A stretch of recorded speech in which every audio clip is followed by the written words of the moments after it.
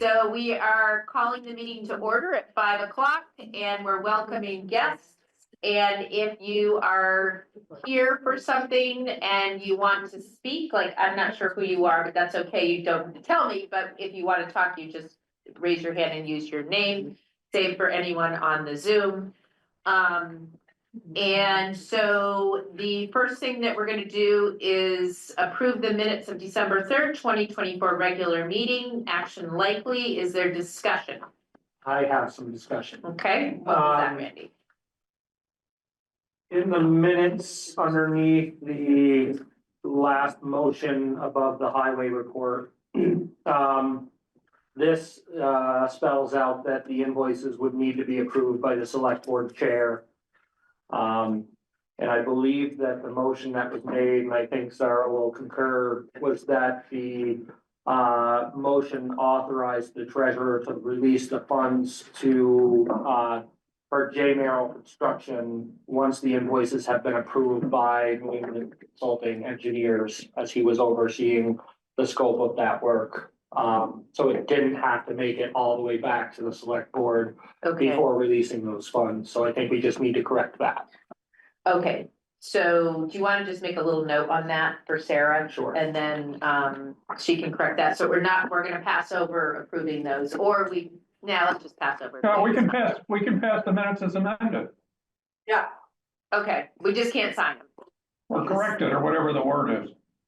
Anyway, they're not corrected yet, so we can't actually sign them. Because Sarah's not here. Sarah's not here to correct. Oh, we can't sign them, right? Yeah. We can approve them though. I don't know, I don't care. Good. Sure, is there any other discussion about the minutes? No, okay, so is there a motion to approve with the changes that Sarah's gonna make that we will sign in the new year? Peter So moves. moved. I'll second. And Zara seconds. Okay, so you guys just keep in mind that AI is taking these notes, so let's not mumble and make sure that they can hear us clearly. He, she, it can hear us. Let's see. Funds Release the funds. for J Merrill Yeah. Construction, once the invoices have been approved by New England Yeah, Consulting. okay, yeah, okay, thank you. Okay, all those in favor say aye. Aye. Aye. Have it. We're moving on to now approving the agenda for December 17th, 2024 regular meeting. That's today. Action likely. Are there any amendments to the agenda? I gave everybody new agendas and sent them out. Okay, so we have the revised agenda. Is there a motion to, oh, yep, sorry. In the minutes, the last part, the last statement of the minutes, we questioned, I questioned, asked the board if they wanted to take it up about the, The staging. dirt check, charging us for, staging area when we're giving them one, and, Cheryl reached out to them and they sent us back I don't know if you read it, but I found it kind of not okay. Well, why don't we talk about that in the road section, Highway. the highway section, yeah. Okay. Let's talk about that in the highway section. Alright. We don't want to confuse AI.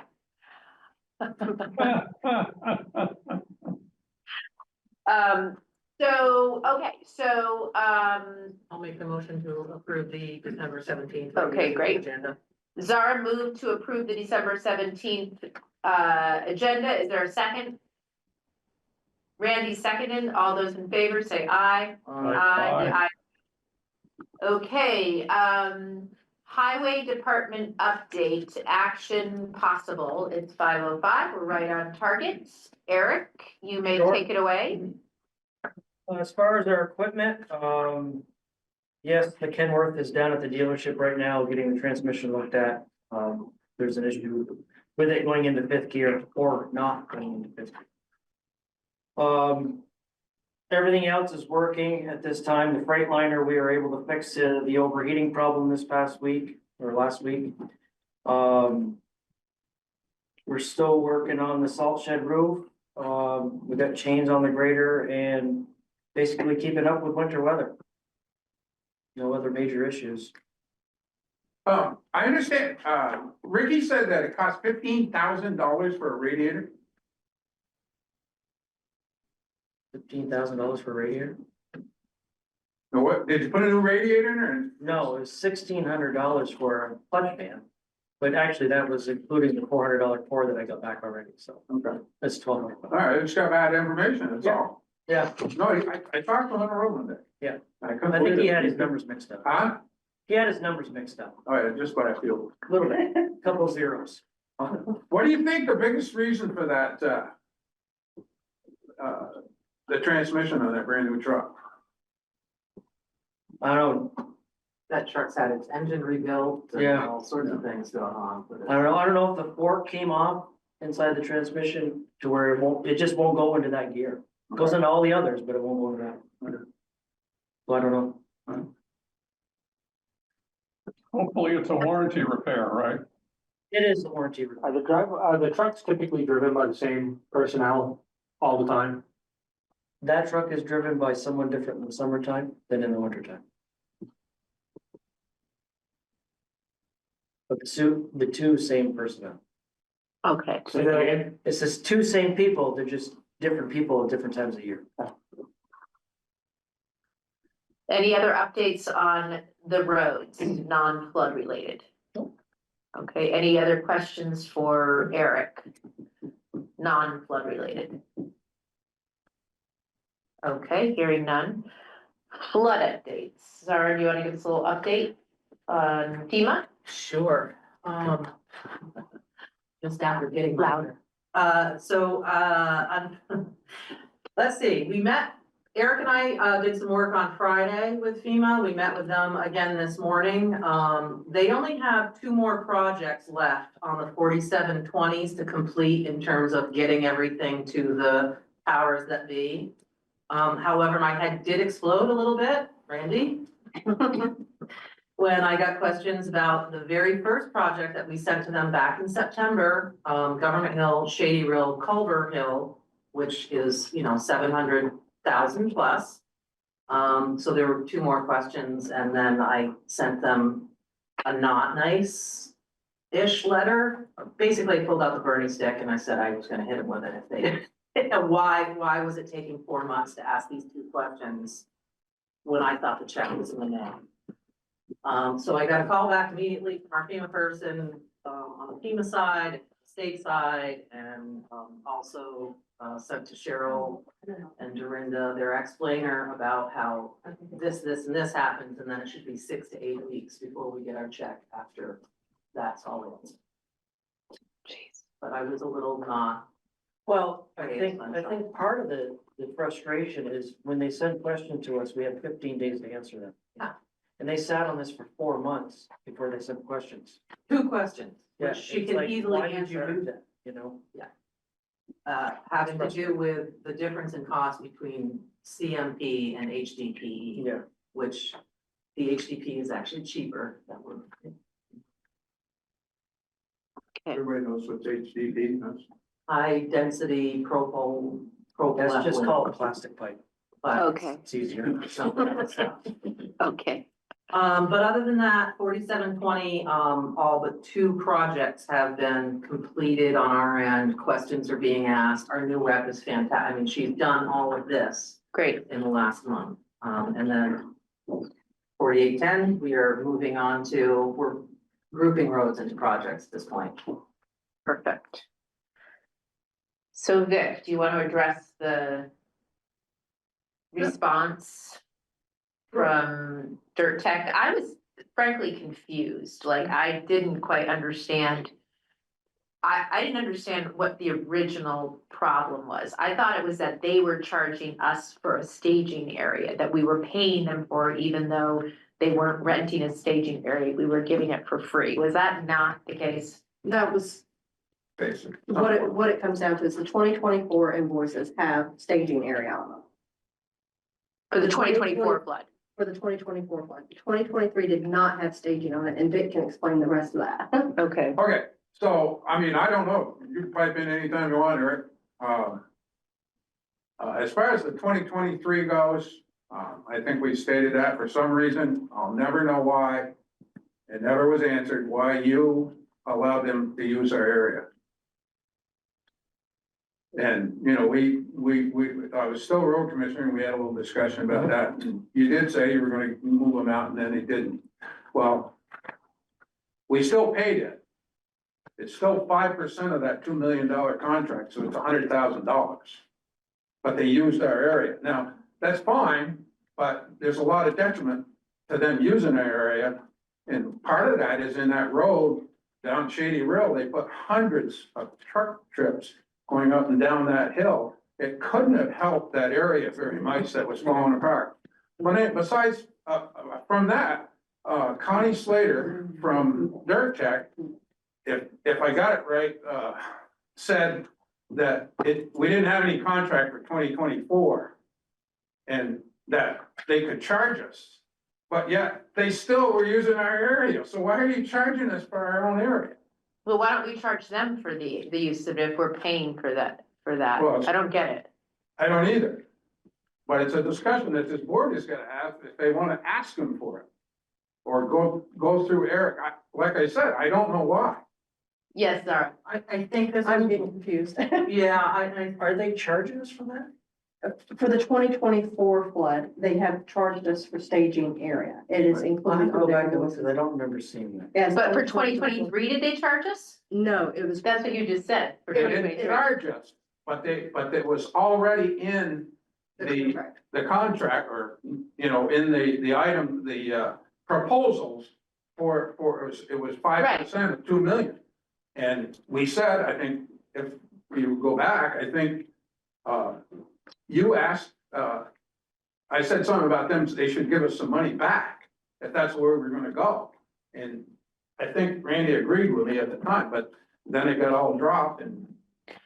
But my question is, are you saying that, so if you were a normal company doing this and you had a contract with someone like as large as this, would staging be built into the price or would staging be its own line item? Like I have to go rent from Du Bois and King, that's gonna be a line item on Middlesex's invoice that I rented from Du Bois and King. Is that how it's normally done? Or do they say, we're just gonna build it into the price of the stuff we're charging you for? No, go ahead. so they do line items for everything, which is how this was caught, right? Right. Okay, so they didn't, even though in 2023, they contracted for having to pay for staging. They didn't actually bill us for staging because they were getting it for free. Staging. They didn't itemize for staging, Right, right? they didn't Whether or not itemize they for built it staging. in, we'll never know. Right. But now you're saying for 2020, well, I don't know what you mean by we built it in. We had it set up in our, Pre-bid. when you go Yeah, and your through the pre-bid, yeah, when we were I doing the know, pre-bid, yeah, but when that's they what- came back with a price. And they said, this is how much it's gonna cost. That staging line item was not included as part of their pricing schedule because it was provided by the town. Right. So, yes, As sorry, a reminder, the work was going on concurrently. yes, I know, for 2024. Yeah. But I guess what I'm trying to make clear is that in 2023. They never had a line item for staging because. They knew that they were getting it for free, but in 2024, they've just started they started charging us despite the fact that. They're still staging for 2024. I don't quite agree with that. You don't agree with my statement or you don't? Yes. Okay, so what, No, you're saying that. First of all, they were told, all the contractors were told that they couldn't use the town garage as staging area. So. All the other contractors.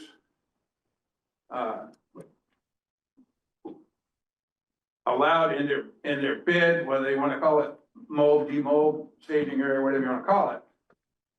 You've gotta put in some money for that, to take care of that. And they did as well. And they did as well, but then they came in and they asked, I guess, who asked? They wanted a place to put some culverts to work on Macy Road. and then it just snowballed. The snowball, right.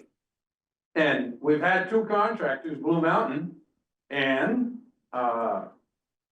Hutchins, say the reason that they got the bid was because we allowed them to use our area, which we didn't go ahead and tell them before. But those contractors put in money in their bid. Well, so did, I think our bids were apples to apples. I don't think we were looking at, what's the name, Dirt Tech, and saying, oh, Dirt Tech is less because we're gonna give them free staging. That wasn't even in the plan.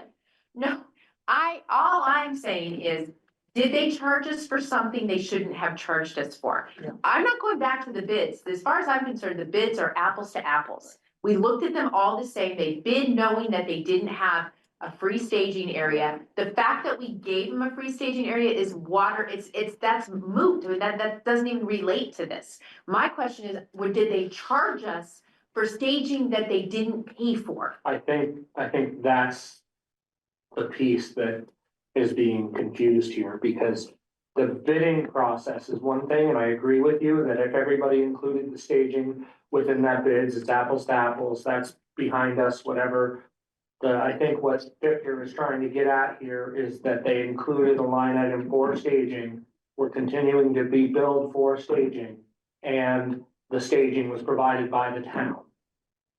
Not that the bids were off, even if the other contractors want to say that, that's a different conversation altogether. I think the question that's being brought to the board is, if we provided the staging area and they are charging that 5% for the staging area per their bid, is that a problem? It depends whether you want to give them small money or not. I guess I'm confused as to why, if the work for 2023 that we were not getting billed for staging area was happening from May of this year to November of this year, and the work for 4810 was happening from July 11th to November of this year, and the staging area was the same. Why would we get charged for this that they were? That's what I agree with. I don't think we should get charged for the staging area. What they're charging for on the invoices for staging has nothing to do with the actual area. What they're charging us for is the material that they're moving out and the man hours of moving that material out. So it's that's not the answer. renting the Right, staging area, right, that's the it's answer. material. And Connie's response to that was, we don't have anything in writing that says anything regarding to the staging. And this is just for 2024 we're talking about. So I think that's legitimate then, that they're charging for whatever that is for this emergency repair work. Now, they're not doing, how are we doing on the bids for 2024? We haven't got them all out yet, because I haven't got all the information from the state back yet. Still waiting on Okay, each- so we haven't even done, We're still waiting on each and each's from the state. okay. Some of them. There's All right. 4 of them we're waiting on. And that'll be something that we also discuss is, do we want to keep the staging area where it is? And is it a problem? I mean, I don't know. Yes, because I'm curious about that too, why no staging, and I mean, I understand traffic and stuff, but I'd love to know from people who make these decisions, why those decisions get made. What is particular with the decision you're worried about? Concerned? I'm just saying that when we do the bids again, I'd like to just learn about why we say no staging area to people. Well, it all started out because we didn't have that in our emergency stuff in 2023. That's when Hutchins was here, Jay Merrill was here, they all used their stuff, and we ended up losing pipe, and they just disappeared. Oh, it was kind of the crossover. It gets too Cross- confusing with what's the liability. towns and what's the Gotcha. contractors. Believe me, I'm the one putting in materials in the spreadsheets and trying to figure out who's what. Yeah, okay. All right, so I guess let's just, if we feel like we need to revisit this, I don't think we do. Unless, Vic, you're not agreeing that they shouldn't charge us for this Materials and staging, labor. material movement and labor for 2024. I mean, we're kind of at their mercy for 2024. Well, yeah, personally, it's like it's over. It's, Right. they're done with the work and they're bidding on the new stuff and. you know, Right. Let's move forward into the future and just be really clear on what we're willing to do and what we're not willing to do and make sure that everybody has the same information. Does that make sense? We've all learned. What do you think, Vic? Well, I don't understand, when we state, even in 23, that we don't want them there. I don't understand how they got in there, and if they got in there, why they're not. Well, I'll tell you how they got in there. That's a question for Steve. It was Steve who just decided to make the decision that he was gonna do a staging area, and then everyone complained, and they had to move their stuff out of there ASAP, and it was in the middle of trying to repair roads. That's how it ended, because there was a lack of communication. The board had no idea that Steve had decided to do this without checking on anything, so that's how they ended up in our driveway. That's how it happened. I mean, they did make a comment in their email that's, you know, that they put all that gravel in there and we didn't charge you nothing for it. Well, you shouldn't charge us nothing for it. You didn't get a permit. Okay, But if that's, you know, hey, I'm only one person on the board. That's what the rest of the people wanna do. That's what we'll do and okay, move on. should we move on?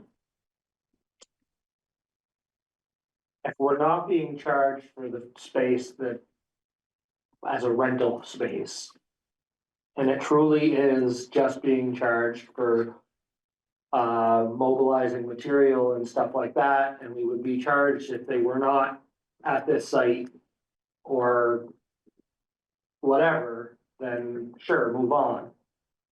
But I do agree with Vic that if this has anything to do with the fact that that fee normally goes to securing an area to stage stuff and mobilize from there, then we should absolutely be pushing back.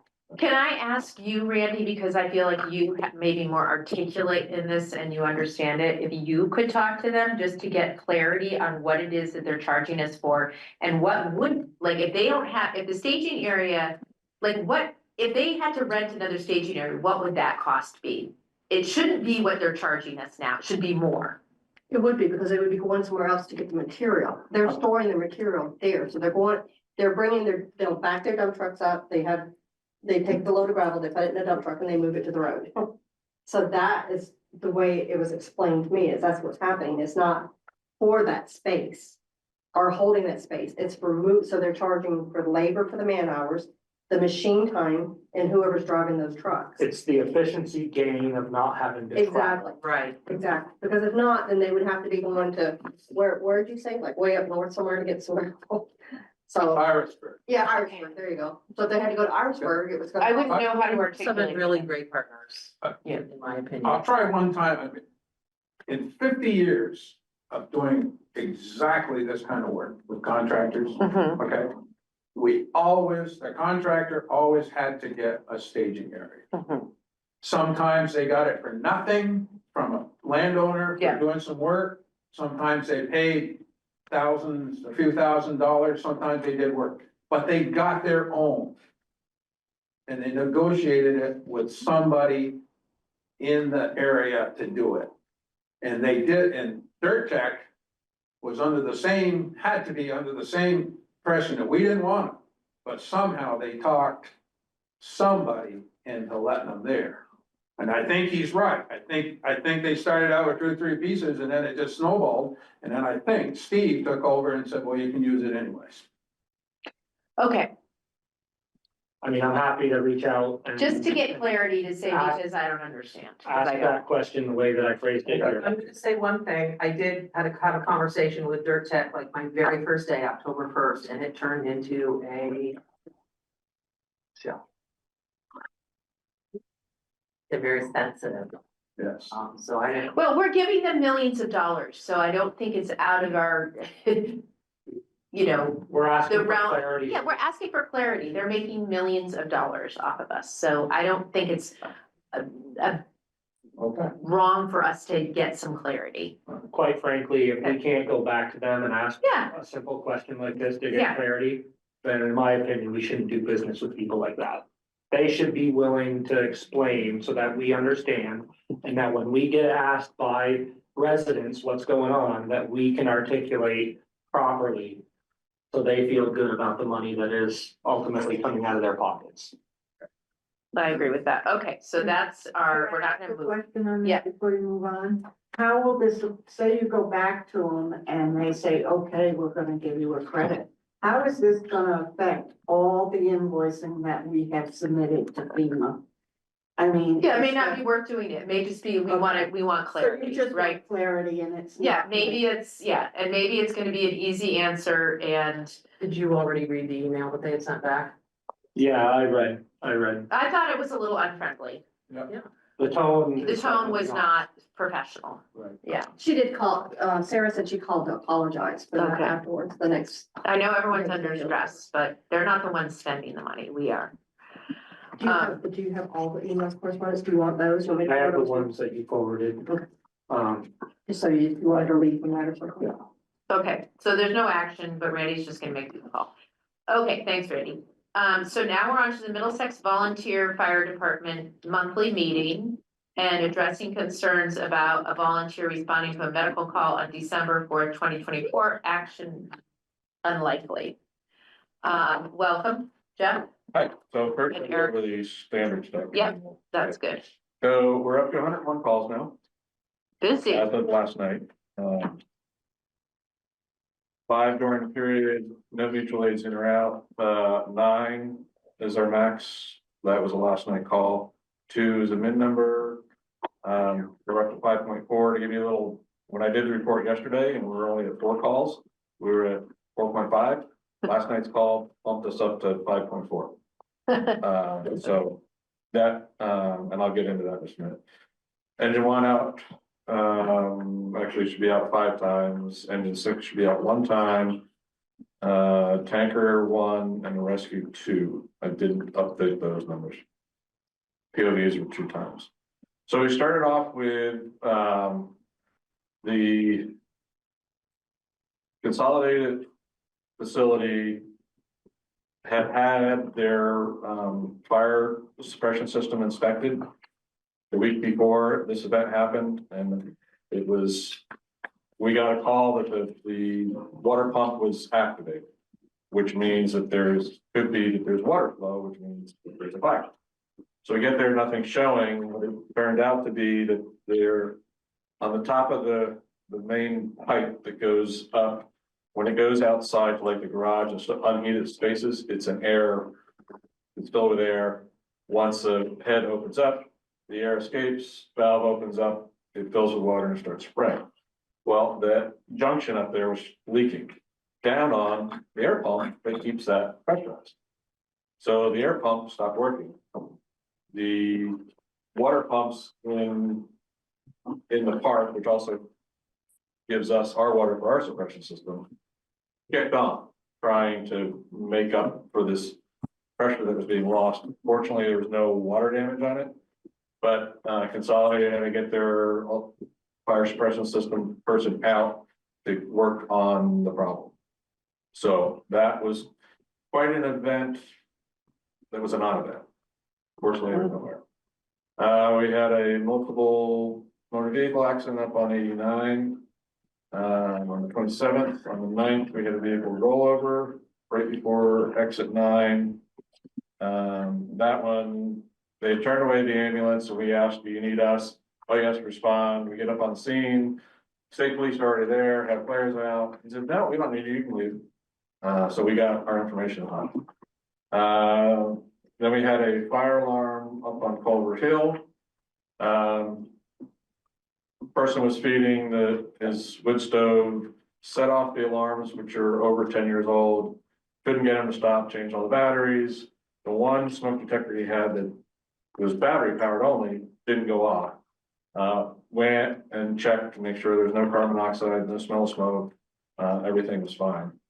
And then last night, it's classified as a structure fire on Route 12. It was an electrical fire. Thank you, nice. 8 on the wiring. And so it had a short post fire. Got put out, but they got it put out, and then we got there, checked everything, turn the circuit breaker off, make sure they instructed them to call for an electrician today to come look at it and tag that circuit breaker so nobody turned it on. But that ended up being, again, fortunately, a non-issue call. But we did use the thermal imaging cameras to make sure it was hot. It was actually 44 degrees on that wire, an outside wire. Nobody's living in the house right now. It's for sale. But that's what we have for calls. We had a total of 9 fast squad or 11 fast squad calls. 9 of them were medical onlys. Training, tonight in December, we flip flop our business meeting with training. Because we have our annual meeting to elect officers, and I'll address that in just a minute. We were gonna do vehicle extrication with a wrecked car, but because of our heating system crumping. We have electric space heaters, we have 5 of them in the building to keep it warm. And considering the temps that we're gonna go down to this weekend. Eric and I discussed that we don't wanna open up the bay doors if we don't have to. Because all that exercise we've been doing with the, go away, right out the big doors. So we talked, made a decision, let's not do that tonight. And we're actually gonna be getting our new structural gear and a gas meter. Did I understand that the part is actually, you can fix your heating system? What happened? So elaborate that. The heat exchanger is gone. Yeah. And it's leaking water. To put the money into replacing that part is not worth the system, because of the age of the system, it's not worth replacing. So the estimate that we had gotten in 2023, when we first brought up this was an issue, came up to $12,870.33. Miraculously, in a year and a half, the price has actually gone down. To $12,426.01.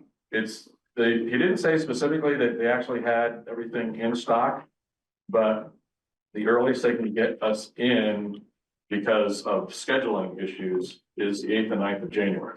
If somebody cancels out, they can get us in. So that tells me they either have the parts or they are readily at hand. So it's, it's a known thing that we were coming, it was coming. Yeah. And it decided to give up the ghost apparently this weekend, because when we went in yesterday, the bay temp was 50 degrees and it should be 60. It's like, oh, that's a problem. The tech came out yesterday afternoon, called me up and said, nope, I gotta condemn it. And I don't recommend you replacing the heat exchanger inside. It's not worth the value of the current system. So, what Eric made up copies I sent. I didn't send a copy to everybody with this proposal. I can do this. But I can hand them out if you'd like. I would like to, if you want to discuss this, I know we'd like to get multiple estimates, but time is kind of the essence in this time of year. Seems how the price goes down if we wait, we're supposed to wait a couple more years. Yeah, but our electric bill is gonna this month, so What's still in? and I don't really want to put a salamander in there, because when you get carbon monoxide. And we don't have a thing where we could put it in the door. Unfortunately, I had the one from 23, so all they had to do was just update the pricing on the what they had written down. This is a 96% efficiency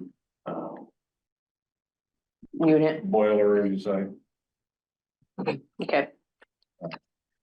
And then they put us in a schedule block pending approval. Excuse me? And deposit, They might We not haven't put require any a deposit. there's on the back of this, on the second page of the proposal, it says deposit required $6,210. Yeah, we haven't, no money's exchanged hands. They just put us in the block that, hoping that we'll get approval, like, so we have a meeting tonight. I mean, if this was April, it'd be this. Right. And this is not in our budget. Yeah. I mean, it's been on our radar for a year. No, I know, I'm just saying I'm clarifying that it's not, that we didn't have anything in our budget, but we do have stuff in our, capital savings account. Right? And we've used all our ARPA money, right? We've given a lot to the fire department, Well, I think. the rest goes back December 31st. Well, we've technically spent it all anyway, it's already been spent. It's been allocated. Yeah, but The next report, we have to just confirm that what we spent it on, and I think at this point, you're just saying it went for flood recovery. Yeah. And then the money's being used right now to cover flood debt. I just read an email that said we'd have to get it back if it wasn't. No.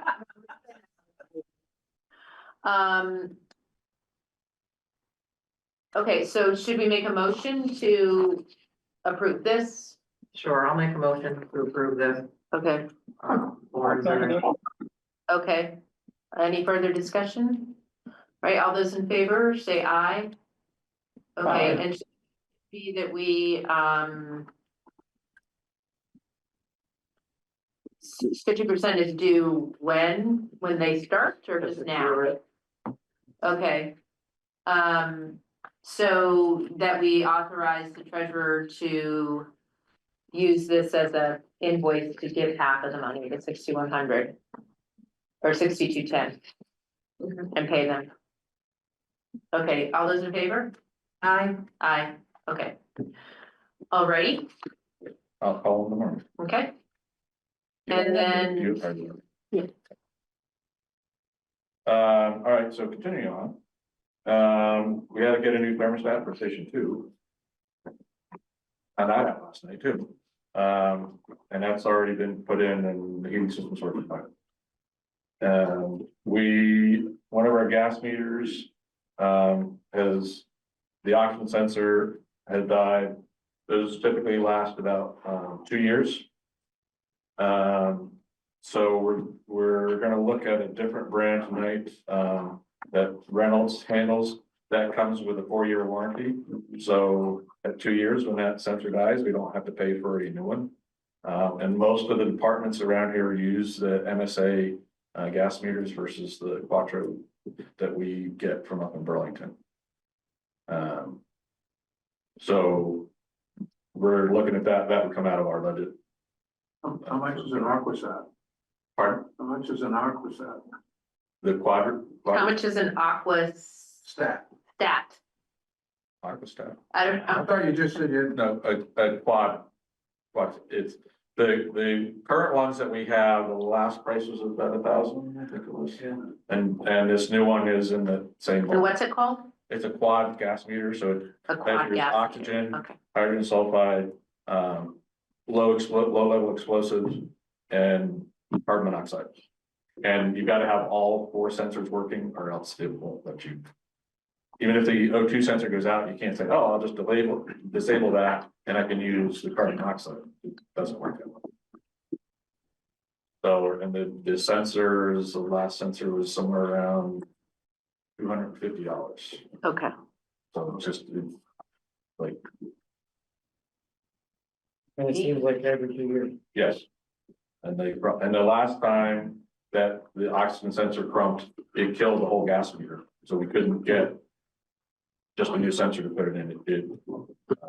The sensor itself kind of corroded like a battery, and it just ate the whole motherboard. So the other things as far as the annual meeting, called elections, Eric was reelected as chief. And I was reelected as president. congratulations. Thank you. And the other big news is that East Montpelier is putting on an EMT class that's gonna be free to people who are attached to a service. So they have to belong, it can't be like, oh, somebody, oh, I wanna take an EMT class and get it paid for and then go somewhere else with it. You have Nice, to already be on a department. So, we currently have 4 people that are interested in taking that class. We have a total of 5, emergency responders that are called VEPRs, Vermont Emergency Response. People, so they can do CPR and severe bleeding and administer Narcan. And some of those VEPRs are interested in taking EMT class. So provided all 4 take it and pass, that would bring us up to 6 EMTs in the town. How long is the course? It's from May to August. Oh, so it's a while, like Yeah. monthly or weekly or? Weekly. Wow, yeah, I was gonna say Weekly EMTs are big, It's a big, it's a, and it's free. Who's paying for that? Our tax office. It's coming out of the state. There's 2 grants going on. There's a state grant and there's a UVM grant. So normally that class is over $1,200. Nice, So good, thanks for that update. any questions? Do you want to discuss? Yeah, now just discuss the situation that we were getting emails about that we passed on. So I talked to each individual who responded to that call differently. And I also have screenshots from the one individual who had posted the thing on this Facebook page and then took it down and was accusing our folks of bullying this person to take it down. So the person who posted it was in front of our person responding and had a red light on. They were in Montpelier. He said the fastest he went was 27 miles an hour, which in Montpelier is realistic. I mean, it's a 30 mile an hour along Berry Street and River Road. She didn't see his red light. So she posted it. I'm sorry, can you just back up a little bit, because I really couldn't quite follow exactly what happened. So there was a fast squad call plus Montpelier ambulance. 3 of our people responded to that call. 1 was responding from Tractor Supply. 1 was responding from her mother's house up on North Street. And 1 was responding from the bus barn on Route 2. So the one responding on Route 2 was going through, he had his lights on, BSP even pulled over, let him by. There was no complaints against him.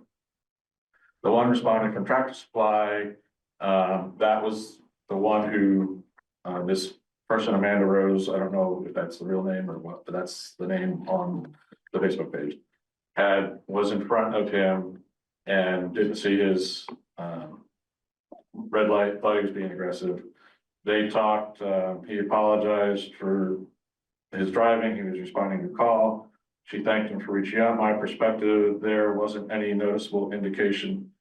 It was an emergency vehicle and there was a slow, large asphalt truck in front of me. I hope the individual having the medical emergency is okay. His response, they're just fine. Thank you for responding. Could you please remove the post?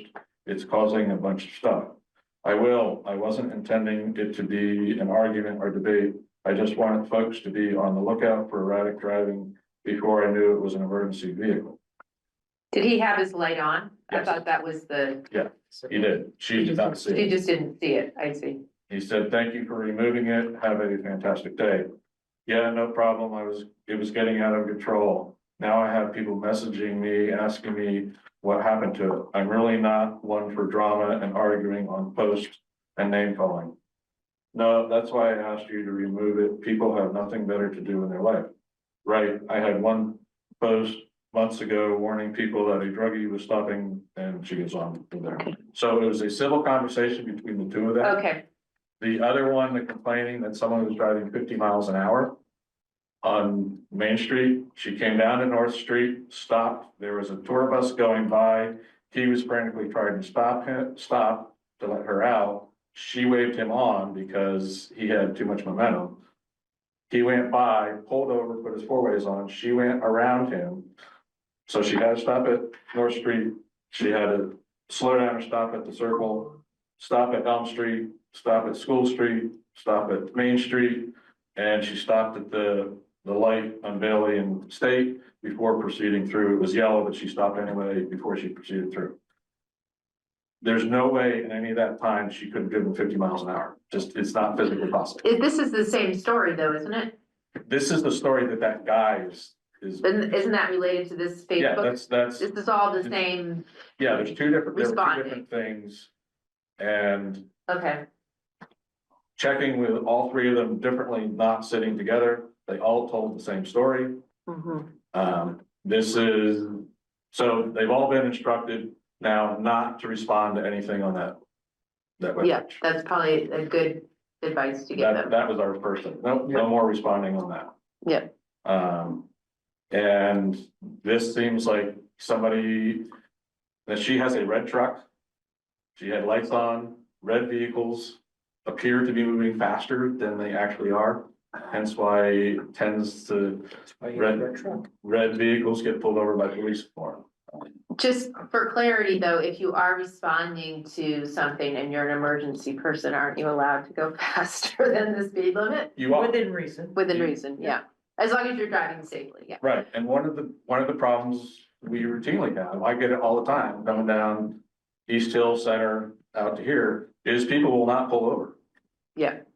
And so, and you're trying to respond to an emergency. And So lessons learned is don't respond to anything on social media. Or try to defend yourself. You can send it to your supervisor. If anyone emails you directly, you send it to your supervisor. And two, that it's always good to remind people when they're in emergency vehicles to drive safely. Right, which is what I'm sure they try to do, so. Okay, any further discussion on that? Okay, thank you for that update. Sure. Alrighty, so, you are from Welch Park, is that correct? Yes. Yeah. Oh, I'm sorry, yeah, As long as Eric's here, I had a question about highway, can I just? yeah, go ahead, yeah, that's fine. I just had a question on these here, that for Hutchins to do the paving over there, they had 7,000 or roughly general conditions, what's that mean? Is that like, that is staging area? Well, it was factored into their flagging and moving equipment and all that stuff. Mobilization? Yeah, I Okay. asked him about, I thought so, I just wanted to I check. asked him about that. Okay, thank you, thanks for doing that, Okay, thanks for. all right, thank you, fire and road crew. oh, And- also, I do want to introduce our vice president. Oh, hi there, Brendan will be, if I'm away, you'll see Brendan's great smiley face. great, And so I'm Welcome, starting to teach him how to do nice, this. what's your last name? LaRue. Brendan LaRue, okay. For the AI notes, Brendan LaRue. That's great, thank you. Okay, so we're next on to Welch Park and, Carl. Carl, Yeah. you might wanna come over here so that people can hear you if you're gonna need to talk. Are you gonna need to talk? No. You're not? Okay. So Peter, Yes, we're at the 5:30 agenda, which is authorizing dissolution of the Welch Park Association and granting the chair authority to sign any deeds, agreements related to this action likely. So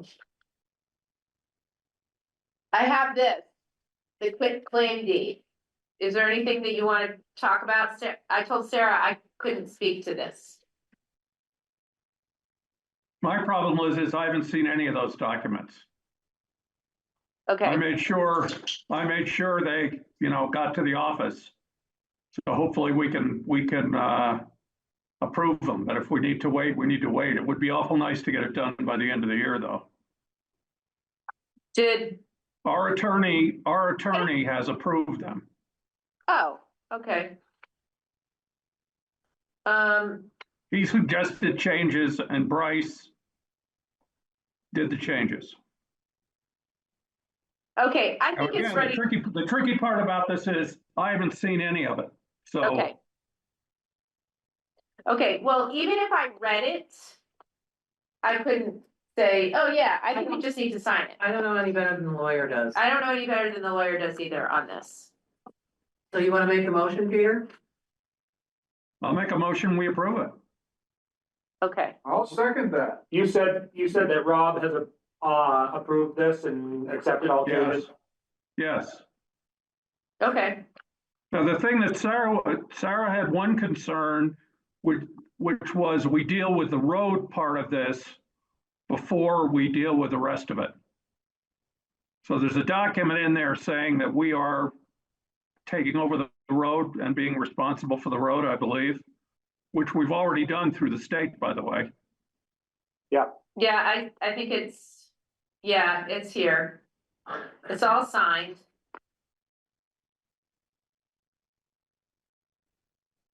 You've got a motion, Lisa? But it looks like, hold on, I just wanna make sure, so we have. Okay, is there a notary here? Okay. Okay. All right, so I see the road one. I see the lot, these lot quitclaim deeds. And then agreement dissolving Welsh Park Association and to establish rights of ways and easements. Can Yes, go right ahead, I Carl. speak now? Yeah, if you wanna come over here, cause it's hard to see you and hear you. Peter, I haven't heard anything from Matt Oates. And I emailed him earlier today, and their attorneys have not gotten back to us. So dissolving the association, we cannot do that until Benderson agrees, because we need a 100% of a quorum to dissolve the association. We can All right. do our part of it from the town's point of view. For the road portion, as long as we have majority, we can hand the road off, if I'm not mistaken. All I'm And I- saying is, Carl, tonight, the board can approve from the town's point of view, the dissolution of Welch Park. It doesn't actually get dissolved until Benderson signs off on it. Correct. And I'm gonna forward you copies of this right now. I did not know you didn't receive this. He's Okay, gonna thank forward you copies. Okay, There's a delay. can you hear us, Peter? Yes, Okay. Carl's gonna send you what we're looking at right now, the quitclaim Okay. deeds. okay.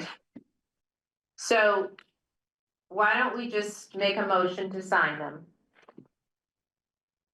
And if Peter comes back with some glaring horrible thing, which he's not, Well, I mean, then we tear, we shred this and we get another copy. I come back to the fact that our attorney has approved this. Yeah, me too, And accepted all changes at this point, so, me too. it And then sounds it's like ready, we've it's been got, signed, it's been uh, notarized by everybody. I think we have a motion and a second on the floor, we just need to. Okay, all those in That was favor? notarized by Bryce with my signatures on it. Okay, Okay. all those in favor say aye. Aye. Okay, the ayes have it. Did you not vote? I'm sorry. I Oh, you said aye, okay, I didn't hear you. Andy seconded. Oh, perfect, okay, so who moved it? Randy? Peter. Peter I did. moved it and Vic seconded it. Okay. Of approving the Welch, signing the quitclaim deed for, the Welch Park Association. There's two quitclaim deeds, and then there's the agreement dissolving Welch Park Association, and to establish rights of way and easements. So I will sign those and you will notarize, right? Okay. Okay, And you wanna come get them tomorrow morning? After um, make copies? oh, you're talking to him. A matter of fact, if you could scan a copy, make sure that Matt Oates has it, because I'm sure their attorney's gonna wanna see record of signatures from the board. Okay. Benderson waits to the last minute. From the bush, Under protest. but they're all for pushing this along. Okay. They have a hierarchy that they need to work. Alrighty. So, we're now at the budget workshop. 10 minutes behind schedule. Thank you, Carl, for coming. Thank you. Peter? Thank you, Carl. Thank Have a you. good night. Good night. So we're looking at the town office budgets. And actually Sandy's here. And it says, as well as considering an office staff restructuring to include a town administrator. Sandy, I received an email from your friend that you had dinner with. I forget his name. Are you there, Sandy? She's on. Oh, she's muted and. Yes, I'm here. Okay, thanks. The fellow, with whom you had dinner the other night? Yeah, it was probably Todd Koman. Yes. Yeah, and he reached out, and it wasn't clear to me whether he was offering his services as a consultant, a paid consultant, or he was going to volunteer his services as a town person to help us potentially consider looking at, like, basically identifying the positions that are here now, what the job tasks are, and determining whether or not, like, a town administrator makes sense, or how would that fit in? How would the duties be shared? So Sandy, did you get any sense on that? Was it something? I don't know. I did. It would be good to have a follow-up conversation with him, Yeah. Liz. I had dinner with him and Susan. They live on East Bear Swamp Road the other night and was talking about, he noticed in the minutes that the town is looking a possible town administrator, the structure. We talked about it a little bit. And I think I may have mentioned it'd be good to sort of figure out what are the tasks that need to be done and how do those best get allocated. And then he told me in his, person who has a business degree sort of thing, oh, that would be great to do however he described it, an evaluation of that. I believe he was volunteering to do that. I But don't I can know, check. Yeah. but it would be good to follow up with him and ask him. And Yeah, I'll follow up. I don't know if it would be helpful, but it seems if you're looking at restructuring the work for the folks who are working at town hall, it would be good to sort of know or think about how best to allocate those duties among various staff people. Yeah, okay. So anyway, let's go back to the budget piece, but I just wanted to throw that out there that, like, I don't even know if we're, I don't think we need to make any kind of decision tonight, obviously, about that. But, you had brought up some stuff, Dorinda, just about like. So I have an opinion, okay? Okay. Okay, here's my opinion, okay? I had a really detailed conversation with our auditor about our staff structure. And she feels like the same exact way, and I feel the same way. We do not need a town administrator. We cannot afford a town administrator. We're not there yet. We do need help. I need help, Sarah needs help, and Sarah has actually had a detailed conversation to me that she's willing to stay another year if we can actually get the help that we need. So like me having somebody that comes in for 2 days a week to do payable and payroll, and Sarah has somebody that comes in for the 2 days, even if it comes down to having somebody that we do a job share with, maybe Moortown, Montpelier, or somebody, because Montpelier's cut down all their part-time staff at this point. Yeah. Because they're crunching their numbers just as well. So when we're talking with Bonnie, over the audit and stuff, she said, you guys aren't, because she was asking about, how our staffing is going to play out. And I said, they're talking about it. She said, you're not there. Okay. You don't need a town administrator. Yes, you need help. Yeah. You need help to divide those duties out. Yeah. And then the other thing is, part of the conversations that you guys were talking about is needing a grants person. And Central Vermont Regional Planning does grants. They apply for grants, they help with grants, they do all that. They even help with ordinances, and we pay them dues. I know, but they're they used to be much more involved than they are now. Yes, that's technically what they do, but they don't have the time for that anymore. But he said, if we reached out to him about what potential applying for grants and stuff, he could potentially help, they could potentially help us with that. Yeah. So I just feel like, reaching out for a town administrator, it's not just having somebody come in for the town, paying them. A town administrator's, with my conversation with Bonnie, you're paying someone between $75,000 to $100,000 plus benefits, payroll taxes, Yeah. and absolutely everything else. Us people who work here, including Sarah, we have the worst health insurance that there is. We have this huge deductible. We're paying 35% over and above our deductible for everything that happens to us medically. Mhm. And if I can tell you frankly, I had known we had this really terrible plan, I probably wouldn't have taken this job. Because Capital City has much better plans than what we have. And they offered me dental, eye, life, and absolutely everything else. And the highway department saying, look, we want, even if we have to contribute, we want dental insurance, we want an eye plan. Eric just had to pay $800 out Mhm. for eyeglasses. Okay, I don't wanna, like, I Right. totally hear what you're But saying. so if we're gonna pay, Yeah. the people that are here need to be taken care of before we start reaching out to Right. somebody to say. I think "Please pay just for to back up though, this wasn't about having a town administrator and a full-time Sarah, right? Like this was with Sarah leaving, potentially having it go back to what a town clerk does, which is not necessarily a full-time job. And have the town administrator be more of the select board assistant as well. So I hear what you're saying, and I want to stay on task with the budget itself and what we have for the office. And I also think, if health insurance is something that we need to look at, we should look at our plan again. I mean, that's just, Mhm. that Oh, to me is a we- no-brainer. And if it is determined that we need a better plan, then we get a better plan, right? If the plan is not working for people, Yeah. then we certainly don't want to lose Right. employees over our healthcare plan, right?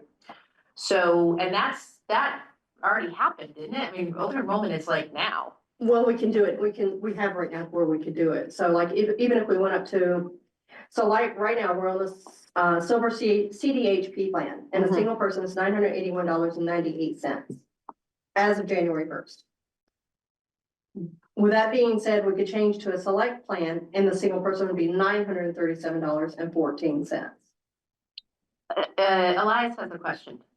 So does the town have to pick the plan? Because I mean, I know where I work, we let people pick any plan they want. No, you And we can, just say, we'll put X towards it. right. And that's actually one of the things that. Yeah, you know what, yes, and this is, so health insurance, I know you guys have worked on a budget for the town. Health insurance is part of that, isn't that a part of this today? In terms of the office budgets includes health insurance? Right, it does, but at the current plan, not changing. At the current plan, right. Right, So when do we have to decide though about the plan? if we want to change, we have to do it right away, and in order to be able to make a change in the plan as of January 1st. If not, we gotta wait another year, which apparently Sarah says always happens every year. That we sit here and we start like freaking out about it on the Yeah, last let's not day? put it off, let's just do it. Then we have to do it right now, Yeah. because this is the end of This the is it. year.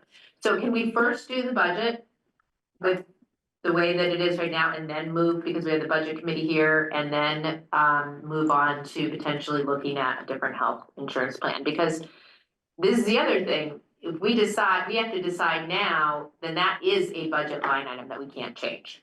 If it's gonna cost more or it's gonna be a different cost. Yes, So yes, the other issue is, if we change health plans now, it's effective the first of the year. We don't have the money in our current budget to pay for that increase. 6 months of it's gonna be in our current budget year, 6 months of it's gonna be in the next budget year. But that's what So we we're- just gotta have to keep that in That's the mind when way we look at this. To not do it every year. yeah, Well, I mean, it's the other piece of that conversation is if we're talking about having employees contribute anything to this, I feel like those employees should be able to be represented and have some feedback. So being put under the gun to say, you gotta make this choice now. We say this every time budgeting comes up. Have the conversation before we get here. okay, let me just call on Elias. And have, I just want to repeat, I mean, I think the town doesn't have to pick the plan you offer, you just pick how much you're gonna contribute to it. Right, what's it gonna And so you be? could say, starting next budget year, we're gonna change how much we contribute. And if employee, that could be something that doesn't get decided till March when we vote on the budget. I see. Employees in a tricky position because they have to choose in January and they're risking picking up something that the town might not cover all of, but yeah, I don't think you have to pick the plan, you have to pick the amount of money. Zara. I think to what Randy said, I have a feeling that the employees have been discussing this. And it's just the first time, maybe you or I are hearing about it, but I have a feeling that 6 of them have had discussions. they should have brought it to us far before now. Okay. I kind of agree with that. I mean, this is to put the gun to our heads and say, we have to make a decision about this tonight. And we have to overspend our existing budget, et cetera, et cetera. That's just not the good way to do business. Well, the problem is, and we dealt with this before, is the only time we can change plans is calendar year. And as we know, our budget is fiscal year. So it is what it is from that point of view. I have, just to be clear, I have absolutely no issues with folks pushing for better plans if that's what they want. I have issues with the timing because we discuss this all of the time. And it always seems like, it's last minute and the board is asked to make an impulse decision right now because there's no time to do so. If folks wanted to have better plans and the town was in a position to say, Elias, you know, this is what we're paying for, and if you want something different than that, then it's your choice to incur more cost in your end. Great, works fine, but I don't like, and some of it feels a bit intentional. Because it happens this way with quite a bit of, anytime there's anything like whether it's salaries or anything else, it's always last minute and you're put in a position where, nobody gives this body the time to do what they need to do. Can I just ask a question? When do we get the information from the health insurance companies? We just got, like October, we got it, I think, September. September. Right, so if we're getting it then, that's when we should be discussing it.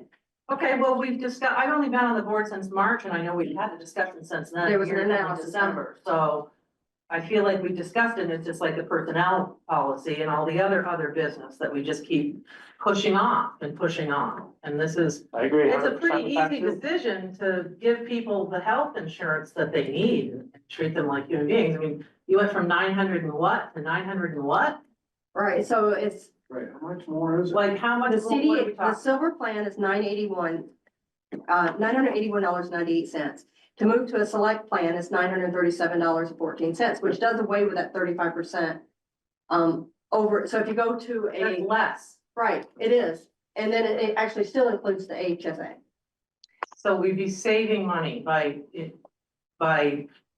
Moving. getting the better healthcare for us. Right, based on the pack of papers that they sent, which actually you guys Yeah, that had, seems because like a this no-brainer has to been me, done, too. you guys did do that.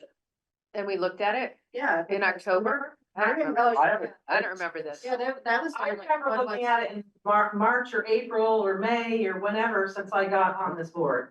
Okay, So when we were talking the budget earlier, I thought it was gonna go up another $9,000 if they made the switch. Right, it'd be, It'd be a 9,000, on top of the So- 24% increase.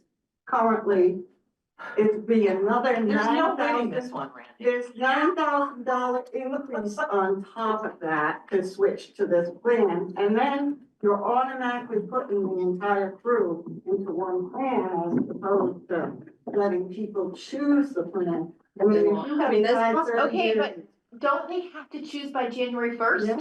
I think Right. even before that, isn't it like December 15th? So It's too late, it's already the Okay, 17th. one at a time, please. Just a couple of comments from a former Blue Cross. Can you make it a little louder? Sure. So just a couple of comments. Can you hear him, Peter? Why don't you come over here, Mark, Yeah, No, I can't hear you. and shout? So just a couple of comments from a former Blue Cross employee. So Blue Cross is in financial trouble. People don't understand that, right?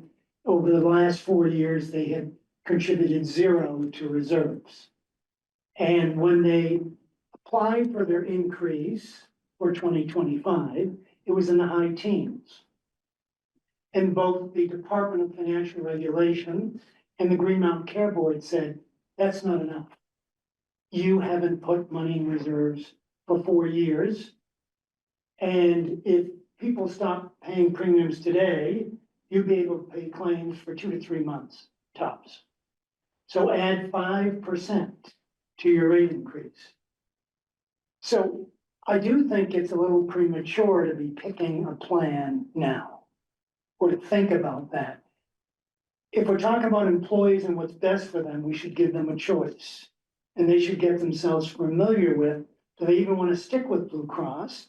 Do they want to jump to MVP. There aren't many good choices in Vermont, folks. That's the issue here, right?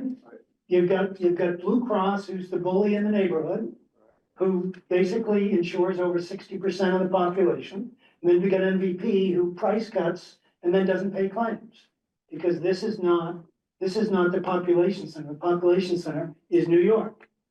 So I just think it's premature. As Peter said, we're in a tough situation where you have to choose your healthcare premiums based on a calendar year, but we're on a fiscal year, so we're 6 months off. So I think it's much better if we think about next year in terms of what's gonna happen, let people get educated and decide from a select board standpoint and a budget standpoint, how much we can afford to give each employee per month to pay for their healthcare. Because I'm guaranteeing you, it's gonna cost even more next year. So you're saying a health savings account or no? Whatever makes sense, flexible spending account, health savings account, whatever, probably health savings account, based on what we have, because you can carry them over and build if you don't spend all the money, right? Versus an FSA, which you have to spend by the first quarter I of the mean, how next does this, year. It wouldn't be an FSA. much less the. Pardon? Liz, you said something about that? It wouldn't, what we're talking about isn't an FSA. Yeah, an HSA is the best way to go. But again, Everybody already has an Yeah. HSA in place, so that's on the plan. so again, I'm just thinking, this is complex. Healthcare is not getting any easier. You're talking about somebody who retired before 65, had to make his way to Medicare, which is in March for me, and be on the exchange and be hammered by these cost increases and figure out what to do.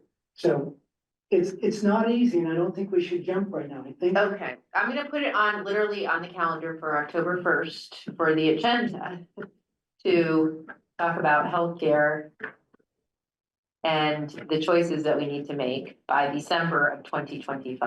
I think you should put it on soon. I do too. But we won't have a plan to Well, look you at. won't have a plan, but I think you're talking the concept of I think the board needs to discuss, first of all, if they want, how do they want to continue to pay 100%? We don't know what that's gonna be, but I think there's a concept there that how much dues does the town feel they can afford to contribute? And I know working in a previous job that we had our young people who never went to the doctors and they just kept putting the money in the bank, putting the money in the bank. And then you had the older people who, use their HSA on a regular basis. And each employee is at a different point in their life. And I think Mark's idea is a good one as far as become a cafeteria plan, Yes, Elias, Two thoughts that might help in the future. One, louder, Elias. my so that- organization is in the same boat. We have a fiscal year, but we have to make decisions for January 1 health insurance. We budget an increase every year. We budget a big increase that we don't give people more money until January 1 when we know the plans are going. But two, there's probably a non-starter because every town will be doing it, but public schools, health insurance change rates July 1. I don't know how they do it, but they're somehow on plans that switch rates at a different time of the year, Probably something to do with their union. probably. Elias, we're in a small group program versus a large group program. A large group program, you can have a different date. That makes sense. My organization's small group too, so same problem. Okay, yes. Is there, Sorry. is there a learning experience where we can all come together? So as the, so that we can learn more about this? Probably the League of Cities and Towns has something. Is that what you mean? Like a training? I guess I don't mean a training so much as a discussion. On what the best, maybe I'll get with Mark since you have,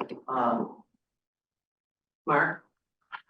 Yeah, I think it depends on, individual employees, what risk they're willing to take with their money. So for example, some people don't want to pay anything except the out of pocket, and that's it, right? An high deductible plan. And once they reach that out of pocket, they don't want to pay a cent. Other people would pick a plan maybe with a smaller out of pocket and continue to pay co-pays, but know think they're gonna be healthy, so they'll pay just a primary care copay instead of, you know, a specialist or having to go to the emergency room. So it really depends on the individual employee, what their health is, what they think their health is gonna be, if they're gonna have any surgeries, or just what their risk profile is. And so that's why I say it's not an easy decision. Yeah. And are you suggesting if you were to give everyone a choice that they would buy it on the exchange? No. I mean, so that's an option too. And actually, I mean, in my organization, we found half our employees would make out better because they get subsidies on the exchange. Half our employees do better when we offer health insurance direct. But you're offering 6 different plans? We offer any plan someone chooses. You can go to MVP, you can go to Blue Cross Blue Shield, and you pick the plan, and we just tell MVP, that's the plan that Okay. this person has. Yeah. To me, that seems like a really high administrative burden for the, Doesn't take a lot on our end. We just check boxes and they do it. okay, yes, Mark. As part of Obamacare, they allowed small companies, I think 50 or less employees, to just I see. go to the exchange. So I'm not saying that's what Middlesex should do, but depending on what the subsidies will look like in the new administration, it's something at least to, again, to look at, Okay. is that an option or not? So when do you suggest that we as a board start to talk about this for next year? I mean, I have it on for October to actually look at the plans, right, and see what's available and what costs are, yeah. So I would suggest mid-year. I would suggest July. I know Okay, it's tough because people are on vacation and things, but I think it wouldn't take long to get folks up to speed. What we think we need to do, document it, okay, and get a document out to, you know, town employees. yeah, And then try to make a decision based on, because what's gonna happen is, you're gonna get the renewal, right? You're gonna get the information. And then you likely might be in shock if it's Blue Cross again. And then you're gonna have to make a decision quickly. So there is some research that can happen up front. Like, do we go to the exchange? Do we switch insurers? Those two things can probably happen ahead of time, looking at historical rate increases from other places. reviewing health, so what is the agenda? Reviewing Healthcare Insurance plans. plans, health and healthcare coverage options. healthcare coverage options. okay. That would give you the select board time to review, like, all the options out there and get something out to the employees that says, these are the different plans available. And, you know, we don't know the exact cost, but, you know, if it was this, would you be interested in that or something? Yeah, to that feedback effect? on what people want. Absolutely. Yeah, Okay, Liz, I just have two quick comments. One is the projections for rate increases next year look even worse than this year. So sure. this Yeah. isn't a one-year problem. The state, and it's a state of Vermont problem. It isn't a town of Middlesex problem, but we're in it up to our necks. The other thing I think we have to keep in mind is this is sort of a two-pronged situation. Prong number one is we have to decide as a town what it's reasonable for us to contribute for employees' health insurance. So that's one thing. The second thing is, I think the idea of providing a range of options to the employees and say, look, you know, here's what we can afford to pay for.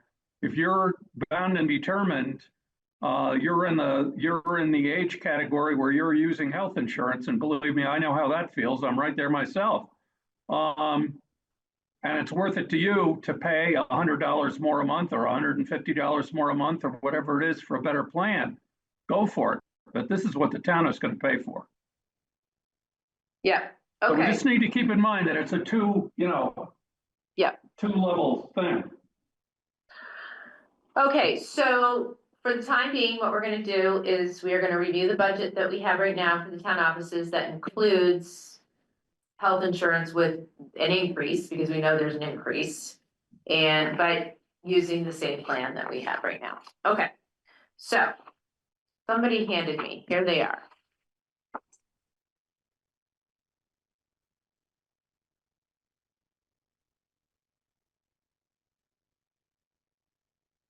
Was there?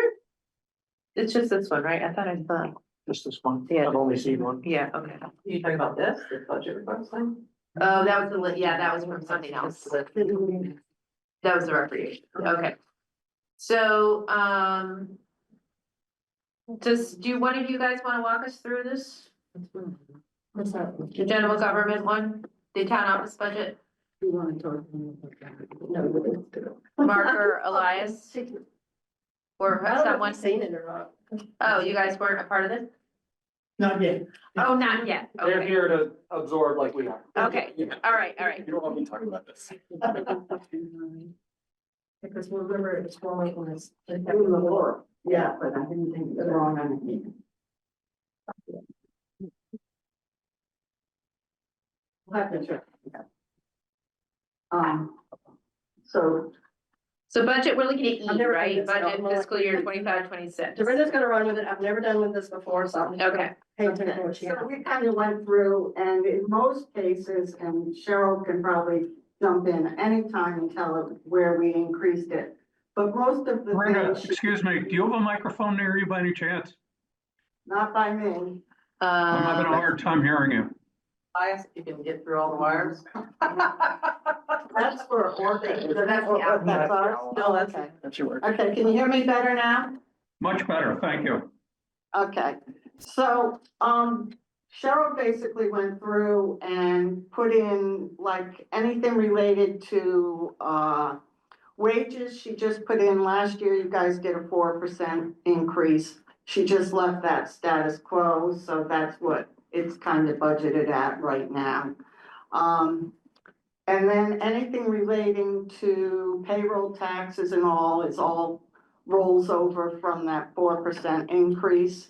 The health insurance for each department is based on our current plan at the new rates.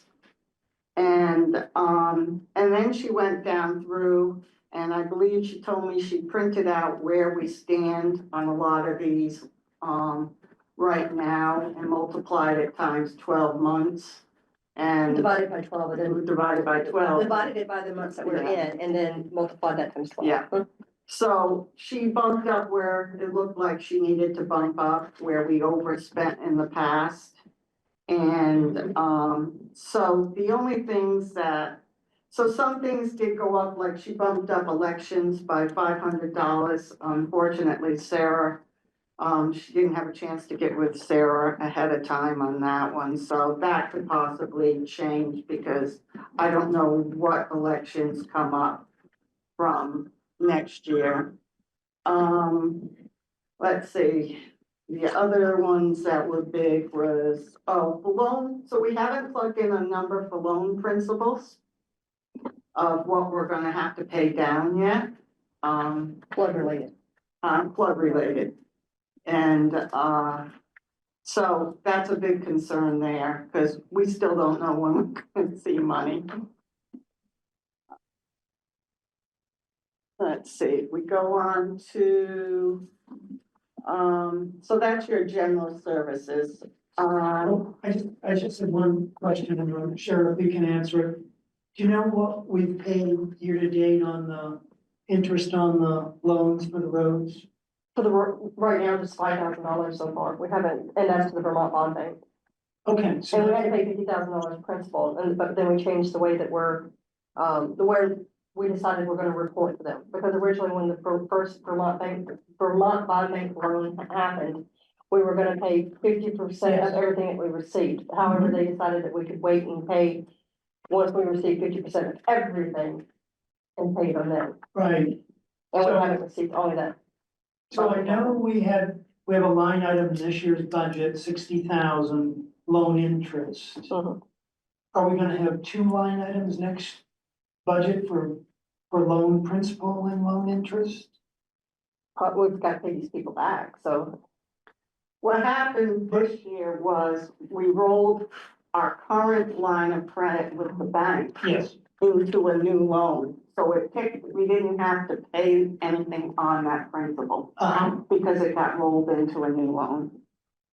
And the state is supposedly gonna pay us for any interest for the 2023 floods, but we're not sure about the 2024 floods. So we paid $5,000 in interest out of the 60,000 budgeted, To the Vermont Bond Bank, yes. okay? When we pay principal back, aren't we just sort of taking money we receive and giving it to the bond bank or to the, the banks? We're not pulling it out of our own pockets, we're waiting for reimbursement to repay, is this what we're doing? But we don't have the money to pay them back. Cause That's it's not where the due money's yet. from. You Right, don't No, have- I yeah. understand, I'm just trying to understand, do we need to have Yeah, a loan principal item in the budget? because it's over 5,000. No. No. No, what I'm saying is because we borrowed money that We're not actually paying the money out of the monies we have, we're waiting for money to come in, and we're sort of the pass-through. but we also are gonna have money that we're not gonna get paid back for. Yes. I think that we have to, it's just a matter of how big it is. Yeah, I know eventually it's gonna be, for 2023, it's gonna be $136,000. For 2024, it's gonna be a little more. Okay, so is that the money you're talking about, Dorinda? Well- Cheryl, is that we're gonna have this money at the end of the rainbow that we have to pay back? We're gonna have to, if we don't receive our money, and I hope this is like a real, not gonna happen. Yeah, But we have to make payments or roll it into another loan, okay, and we're limited, like, somebody said we couldn't go out again for something. You can't go out and or- borrow, I'd have more than $10 million worth of overall debt. what are we at? It was Seven? like $7.5 million or something like that last time I looked at it, And we still haven't gotten a penny more back from FEMA? Nope, nothing. Okay, And the I see problem, the issue. It feels like we actually went backwards from our last meeting, I think, Yeah, based on Zara's Okay, comments from earlier. Yeah, that's it. But you have the point that somehow we have to pay for our portion of 2023, which we have talked about that in terms of that would go, to me, that would go into the 2025-2026 budget. It probably 2024 wouldn't, that would maybe go into Right. next year. could be, the other thing you talked about was if we ended up with a huge amount at the end, would we go out and borrow to pay that huge amount over 5 years Yeah, or yeah. 3 years or something like Right, that? because apparently, like back in Irene, the bond bank did do very low interest loans for that percentage that Right. towns owed, because towns didn't have it. So we could bond something that's 5 years. Yes, for like 400, like I think we calculated it was probably gonna be close to 400,000 that we owed for 2024. Okay, But that I don't think would be this budget year. No, that would, 24s would probably be the following. if I understand correctly, the bond bank seems to have generally much better interest rates than the banks. They do.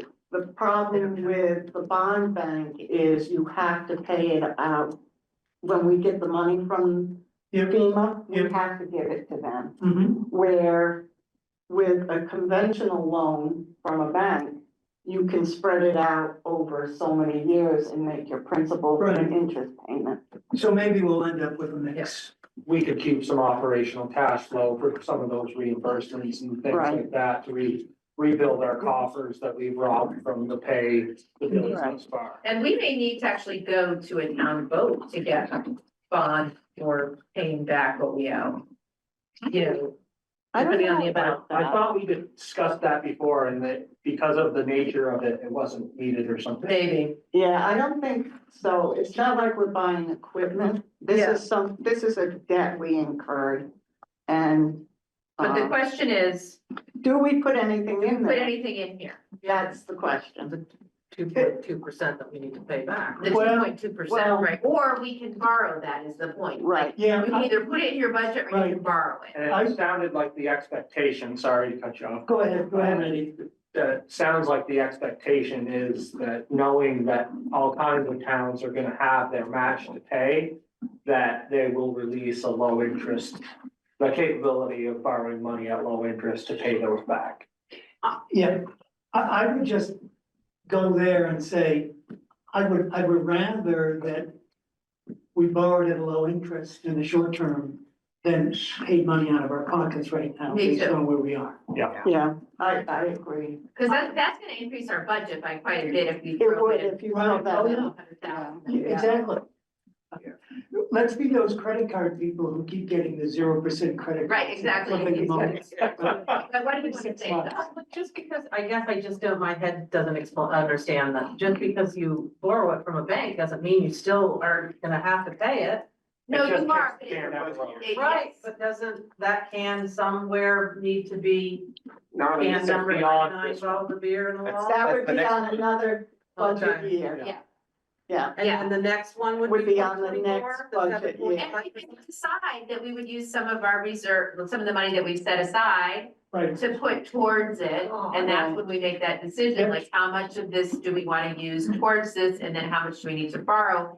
But my feeling is that the bond bank will probably come and say, we're releasing this money for towns to be able to pay back their FEMA portion, their percentage. At like, you know, some ridiculously low rate. That would Right. be better than trying to, you know, raise our taxes and collect it. Because we just got a loan extension from the bond bank for what, 0.5%? Yeah. So. Yeah. So, okay. So for now, what we had though budgeted, I thought, last year, didn't we budget some interest payments? 60,000. Yeah. 60,000 we put Yeah. in there. And that was the beginning of my question. That was the genesis of my question. Was Yeah. we paid 5,000 in interest toward that 60,000. So maybe, I don't know, maybe we just take a guess as to what next year is gonna bring for interest. So we only paid 5,000 in interest, but we budgeted 60. Well, we're not halfway through the year yet. Yeah. remember? Right. Right. Okay, so So we will have some more payments. we'll have some more payments, right? So, So maybe we take a guess and say it's 50 to 60,000, whatever it is, whatever these folks think is reasonable, Princeton charters, and just throw it in there.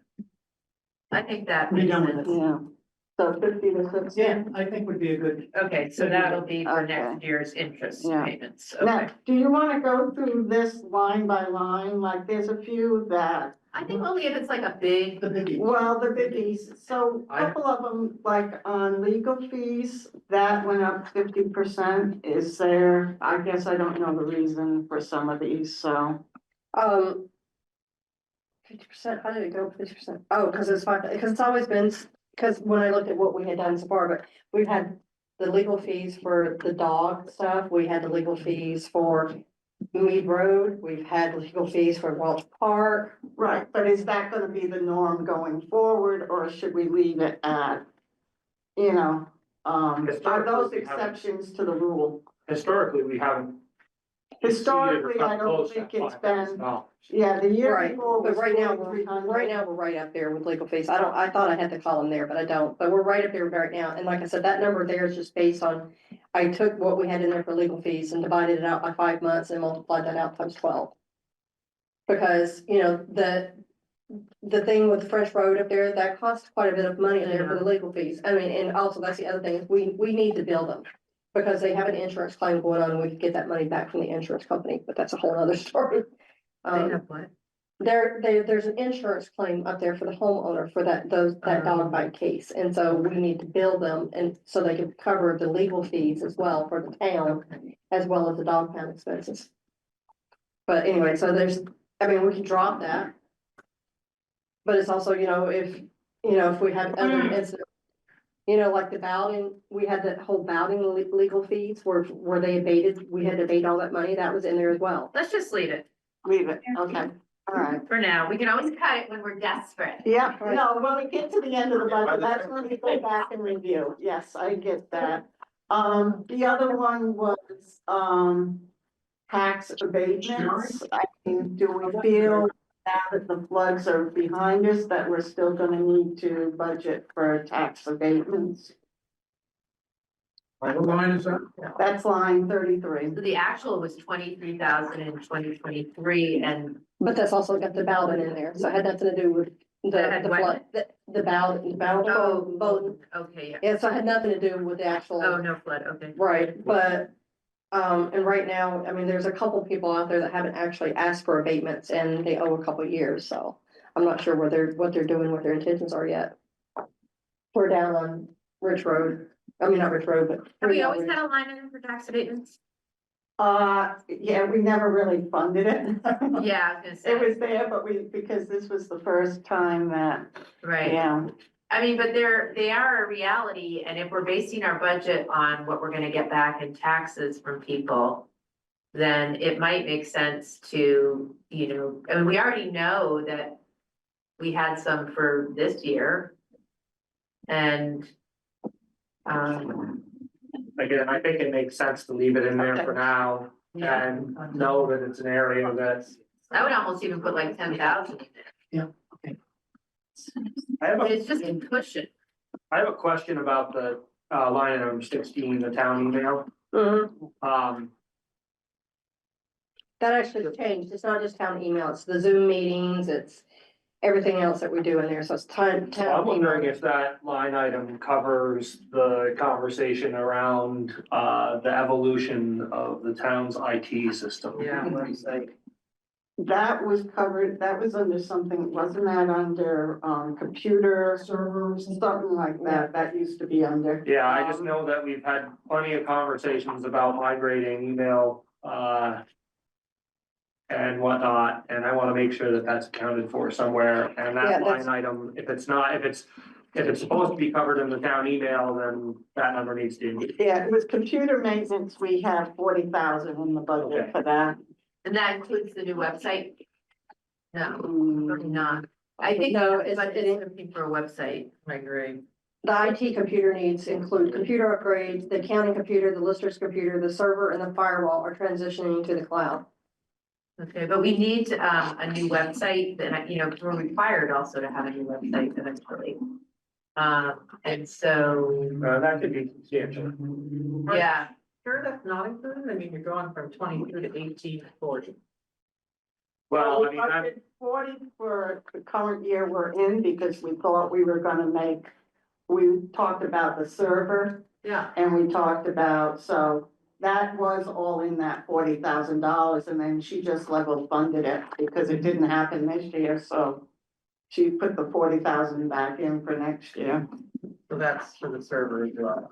Yeah, if we go with server, that's the big question, Server or cloud? yeah. okay, so I think we need to have a line item for the website, and maybe that's under. I don't know, maybe it's just its own thing. Okay, I would put it under something. I mean, I think they're expensive. I know that we, it can be. yeah, Like 25, yeah, I think we should put 25 in. For yeah. Proposals from people? Larry's been working on that with Sarah, and I don't know, but you know what, you guys, it's actually probably gonna be more than 25, because this website is where you have to have like translation and. Now the state may be helping pay for some of this, but like through some grants and stuff, but like these are like, it's like an accessibility, it's more than just like a regular website. So is this something that can be done over a couple of years? Because we're really talking about boosting the budget a lot here. I mean, Yeah, I know, it's like, it's a lot of money in 1 year. And like I'll say, like right now, what line 30 grant matches, we got 3,000, and I'm going after $200,000 grant, people are really sliding into oblivion. That's $50,000 to be the match for that, if we get it. I know, well, you know what, it's expensive to run a town these days. It is. You know, I have a question. What's the town website, is there a deadline? It's not next year for that transition, but Okay. so Bonnie, it was Bonnie Laniger who alerted us. She was like, if you're gonna be doing a website, like you need to do this with it, because you're gonna be required to do that in like 2 years. So there would be no point in us doing it and then having to change it in 2 years, right? So, How about if we put more money into our asset fund and then, yeah. like, we put so much in this year and then so much in for next year and Right, put in a bit and plan on it for. putting on it for being a website by 2027 or something like that. It's basically. Do it for VLTC. Capital improvement. Yeah, capital improvement. That's why she contacted us, because she saw we were looking for Doesn't bids. really fit. It is an improvement. Over 5,000. I'm like, how can you make it work? That was the only thing I thought of. You guys, the compliance date is April 2026. April 2020, really? Yeah, for this compliance of, it's called, it's a new Department of Justice rule of municipal website and mobile app accessibility. That's And a new website is an ideal time to make the transition. So, so I think Lowry added that to the RFP. But I'm not sure if, I can text him just to find out. I mean, the accessibility is just that the website shows up on your phone. So that when you bring it up on your phone, you can read the website. Yeah.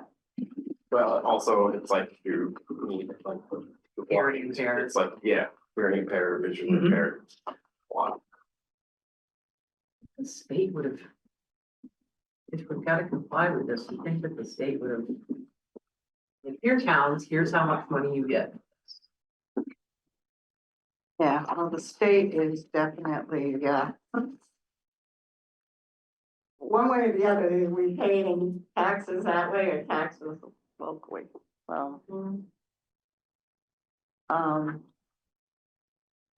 don't know, I feel like we're skipping all over the place here because we're talking about, You think? you think? Okay. So, let's see. They're not really going anywhere. Well, no, we wanted to just go over some of the big. Yeah. Right, we don't need to go over every single line item. What, some of the real big ones were in the listers budget, which you guys got, and, you know, so. And that has to do with our new townwide appraisal? The work that No, we're gonna have to do? because that was already budgeted from the previous year. They increased their, if you look at wages, that increased 180%. That's about hours, so. But they added, well, that's it, they added hours.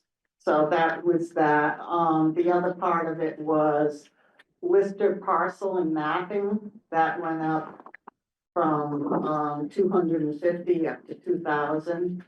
And I'm not saying these aren't things they need, I'm just saying that's what created all these increases. Of the mess that they got into in mapping. And the fact that there were multiple parcels, they were calling it. Outbuildings instead of parcels, I mean, I don't understand why they would do that, but they have to correct all that. Yeah, it was part of the previous appraisal process. The one before, 2017. Yeah, they were listing adjacent parcels as outbuildings. Right. Good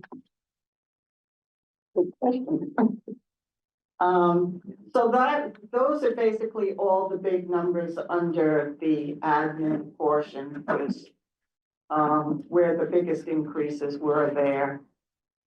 Under the town hall, the only thing there was, I think we, moved some grounds from one category, some mowing and stuff. We moved it from one category to another category, and that's what created the large increase there. Let's see. The ambulance, we all know, that one was a $40,000 increase. And the dog pound expenses, again, I think that number got very high based on what we went through recently. I mean, when we come back to it, you probably could cut it back, but it shows a huge increase, but the amount isn't that huge dollar wise. Yeah. Let's see. Down to the fire department, insurance. Which those are firm numbers that we just got from the Vermont League. And anything else big in there? Let's see. Oh, courses and seminars, I guess. Was that based on something they submitted? Yeah, that's what Eric put in there. Yeah, that's what Eric put in there for that. And stipends, I think that was just based on, I think that was an increase that they had come up with on that. Debt service, those are all firm numbers. You get into public works, that's all part of the budget that Eric submitted. And while we're in this department, should we be adding something else into this, Sarah, based on anything that's happening, or? Well, I mean, doesn't he has a highway budget, doesn't he? Yeah, it's under, you got starts on, Summer, winter. yeah, summer maintenance, equipment Line maintenance. number 121, Sarah. I mean, I was gonna say that, I'm trying to save us $150,000 in a Porter Will road slide off, but it's gonna cost us 50. When do you think that'll occur? When you find out. We would find out, probably by the end of the year, beginning of next year. Would it be expended in this budget we're creating, or is It would it be something done next summer. next Okay, but if we summer? find out, we still have time to add it to the budget. Okay. But we want to make sure that we remember. Yeah. So if you get that grant and you know that it's 50% or 20% match or whatever, 25% match. Well, and, right, and I feel like that should just be listed underneath the highway budget and not combined with other grant matching. Okay. Yeah, me too. Let it be its own so that we know that the highway department's going out and they're doing specific stuff, and I think it's more transparent to the town residents. That works for me, Have because we found out what we're getting from, the hazard mitigation grants? this would be it. This is the it. $200,000 Porter Road slide off that we were, Okay. of the 4 million that I put in, that we were Okay. invited to apply for. That was the only one we had to apply for. Because of how many people. I know, but that's good. So the first thing All was right, homes and second to slide off. gotcha, all right. The rest, I mean, you guys received Eric's presentation, so I don't know, I mean, I can't really Yeah. address anything in highway budget. Line 203, is that 3,000 pulled over from the Yes, the 3,000 planning that commission, Sandy Yeah, had? yep, yeah, that was. Oh, Yeah. okay, good, yeah. Their debt service, those are all real numbers, in there, so, those are accurate and up to date. Cemetery, that was from what they submitted. Recreation, so we got new stuff from Oh, Mitch. Yeah, they got it right here. Okay, Are these in here in the spreadsheet or no? Yes, yeah. This- that's just his notes and he's got other things. but they're he in the wants to do. spreadsheet. Yeah. The first page, but the two separate things for the resurfacing is not in there, and the, baseball field thing. So you thought you get private funding for. Yeah. Yeah, Wonderful, yeah. You guys, the bandstand did ask us for money, that should be in there. Yeah. They asked for 2,000, Yeah. 2,000? but I don't know Bandstand, okay. exactly what it was. It might be 2,500, let's just look to see. Bottom's higher than 2K. Stand, I just stand. remember the perennial. Me too, the perennials, me too.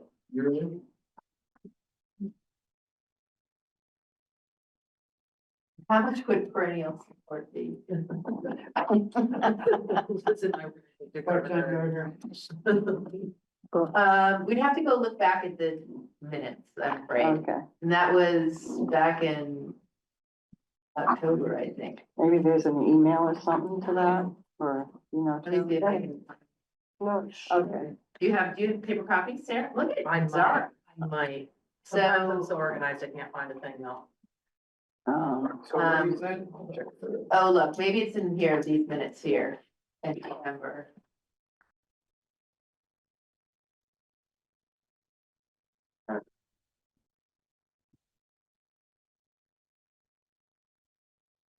$10.15.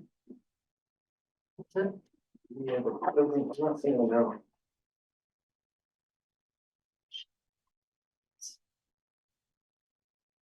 Well, we'll just make a note that we gotta check on Yeah. that and.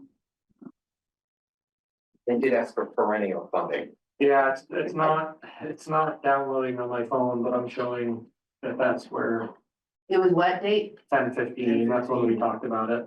Okay. But I don't see an amount listed. I don't in see it. them.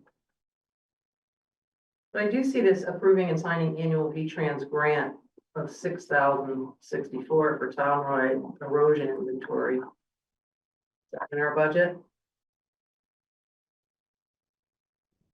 That would be taken out of this year's funding.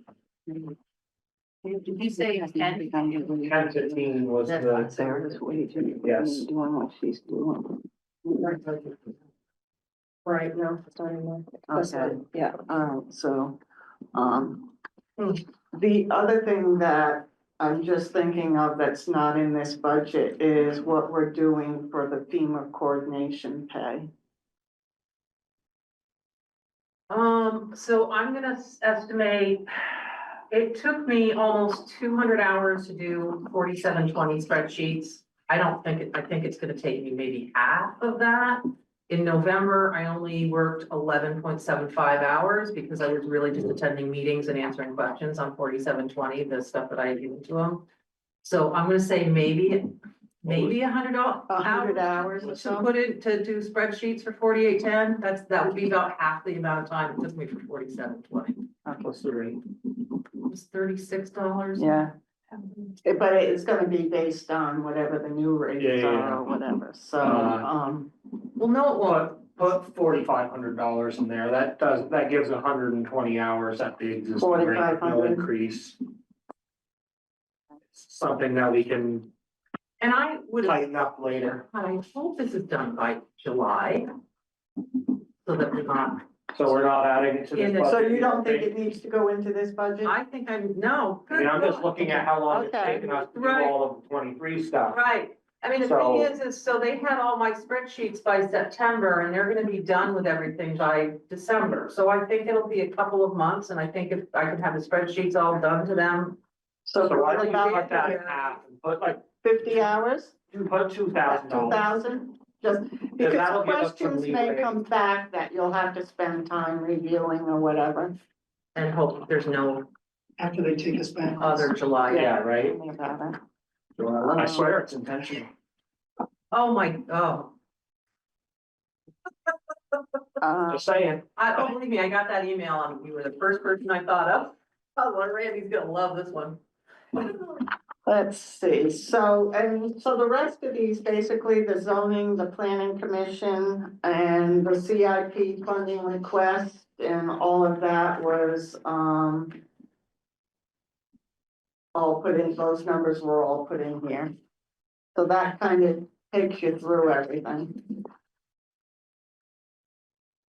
Which comes out to, with, before changes, as you can see, was like an 8% increase. So we're gonna be going up on that if we're adding 25,000 for.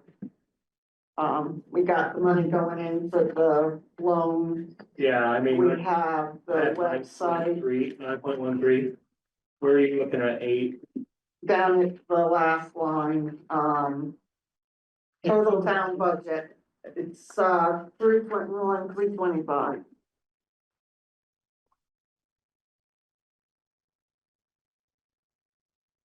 I was, sorry, I was whole page off. Yeah, well, the other is special articles, which until we get them Yeah. on and they don't, and that's not part of the operating budget. So can we recircle back on the recreation? You said something about, they were thinking that private funding was gonna cover this 12,184.50, And the other one. or potentially a $12,000 So $24,000, they think private funding is gonna cover those. Paragraphs on there.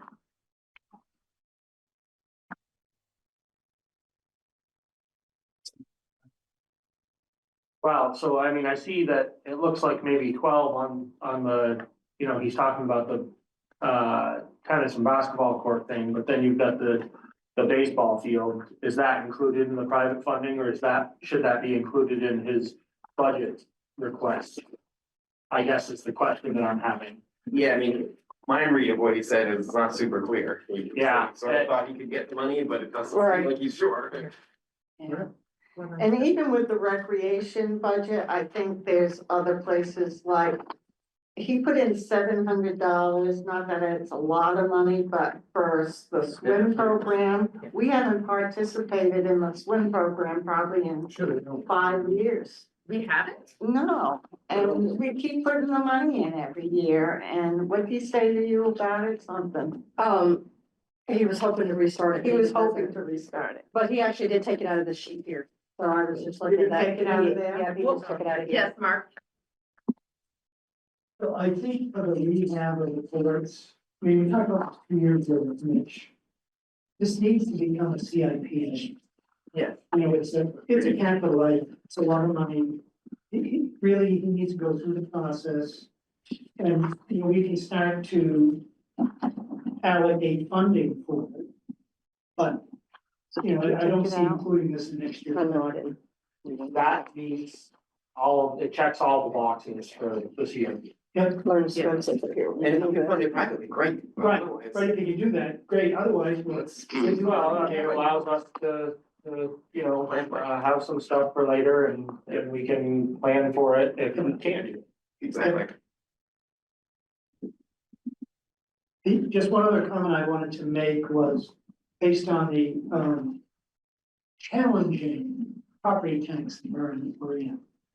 From a budget committee standpoint, we're focused on trying to get this budget increase under 10% for next year.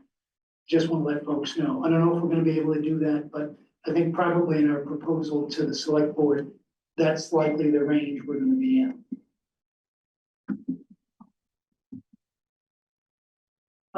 Question? Yes, line 159, the subcontractor, continue to read the no to this. Oh, those are her notes. Yeah, that's my little notes. So what is the subcontractor under specialized services? That is, for the salt shed, that he was originally gonna do the salt shed.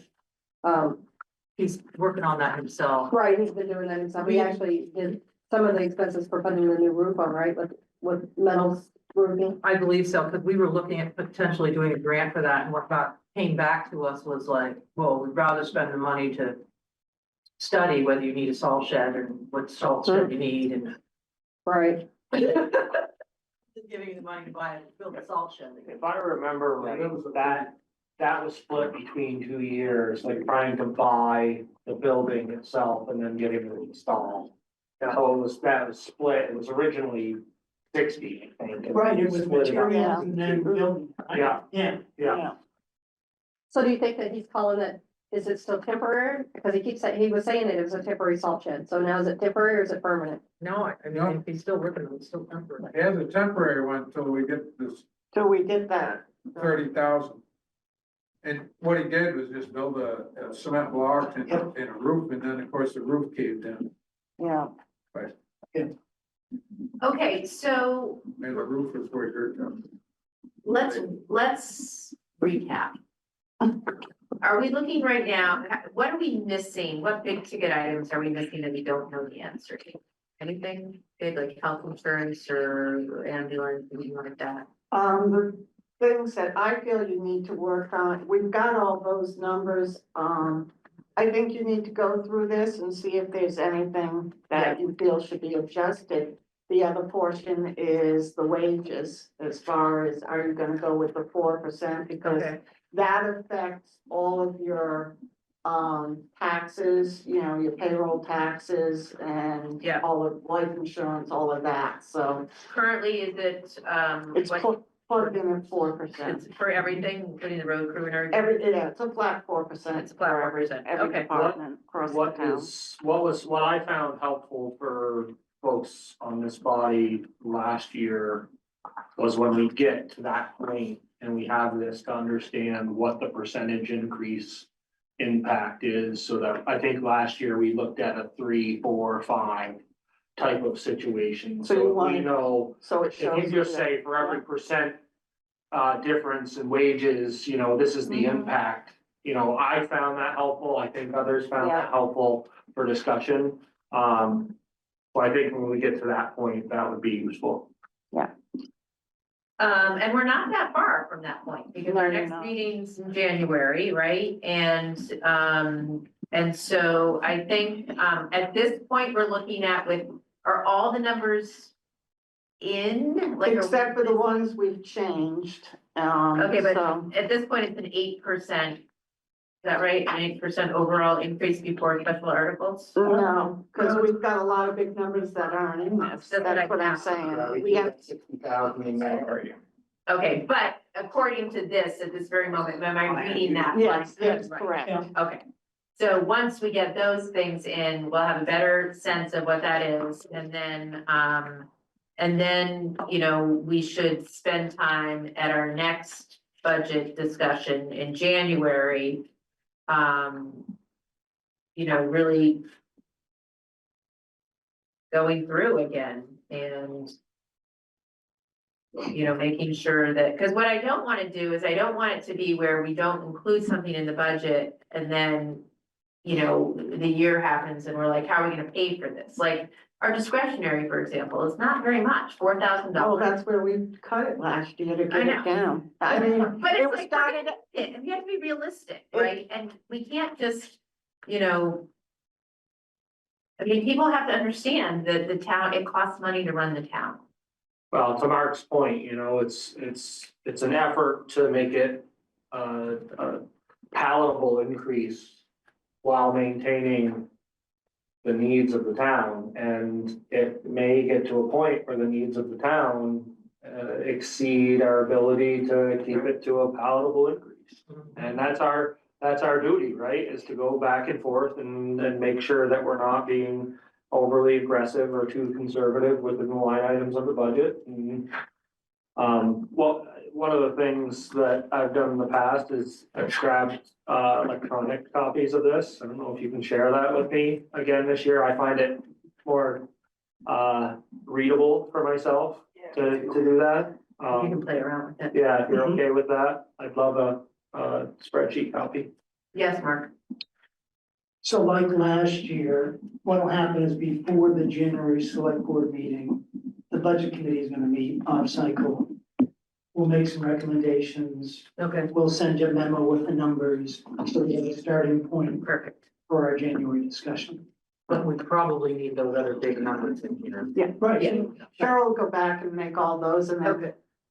you can email them, not wait till the next meeting, email it at that point. The other thing that's gonna help is, hopefully, is the townwide reappraisal. I mean, that's not gonna be it will be in the 27. But I think that hopefully will change the grand list enough that it might help reduce the tax burden to the people. Yeah, okay, yeah, that's true, yeah.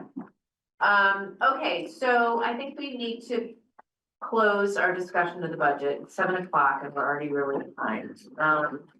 So treasurer's report, increasing fee for dog licenses, and we won't consider the upgrade to the town's Blue Cross, because we just talked about that. So we need to increase the dog.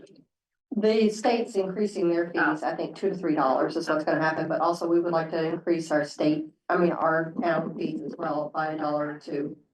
In addition to what in the addition state, to okay, the- just to cover the cost of it. Yeah. Yep, that sounds good, and, I think that we used to be better about reminding people to pay for their licenses, because there's a lot of people, it's not that they're deliberately not paying, they just don't think about it. And our new dog catcher person is actually really, really good, and Okay. she's pushing for that and educating people and reminding them and all that good Yeah, stuff. okay. How much money do we take in? Dog? Don't ask me that. It's not much, I mean, Yeah, it's it's like not. $15 a dog or $10 a dog. Right. Yeah, but then you have to give so much of that to the state. That's what I mean. Yeah, It's- so- yeah. And so they just increased their fees now, so. Yeah. What happens to that money? Does it go to the general fund? When we get the money, it offsets like the cost, different costs that we have. And one of the costs is those little tags, those little licenses. Yeah. That's right around Very $200 much, or for no, those little things. Little dog It tags. was George's. So I think you guys do need a motion on how much, don't you, for how much the town is gonna up theirs, or no? I don't think she was ready yet. Sarah just wanted me to bring it up. Oh, she did, Yeah. thank you to bring it Yeah, up. because she gave me that piece of paper and it was for that. Cause I think that has Next to have a one. motion that agreeing to raise it $1 or $2, I think. Right. Okay, so let's have a motion that we, Well, she said that she doesn't think Sarah's ready to Yeah, come up no, with a because number, that she just The wanted. state it just let her mentioned. know right Oh, before she okay. left. Okay. no, we will be at some point. Okay, For the state, it's $5 And what's ours? for. That's. For more fixed, than that. it's $11 total for fixed animals, and then I think it's 13 for non. Yeah, something like I don't remember off the top of my head. It's on my phone. Make it even $50. Okay, request, so Chris, Michelle, you're here. Do you mind joining us, Chris? Because Peter can't hear you from over there. Welcome. Chris is here to reconsider the request for approval to, actually, Chris, do you mind going over there? Because that's where the, Camera is. Oh, and the owl. the Yeah, we'll owl, put you over here, wherever. the owl's microphone is there. Might need to rinse out. Oh, there you go. We have Chris Gray here to talk Peter. about reconsidering the request for approval to mail the 2025 WCU USD annual ballots to all active non-challenged voters. The select board voted to deny the request at the December 3rd, 2024 meeting. Action likely. So Chris, convince us that we want to mail ballots. Because it will enhance voting opportunities, Louder. because it will enhance voting opportunities, for Middlesex voters. I understand based on the conversation last time that there were problems, with, the process last year, particularly it sounded like with the revote. Right. And that there's confusion, well, not confusion, there was, the district dropped the ball in not following through and having the revote mailed as well and funding that. I offered a solution to that and saying that we'll commit to doing that. And I know it's hard to reconsider a decision that you already made and you say, wait a minute, you have other things to do. What do you come back here for? And I'll be candid, Berlin voted no yesterday.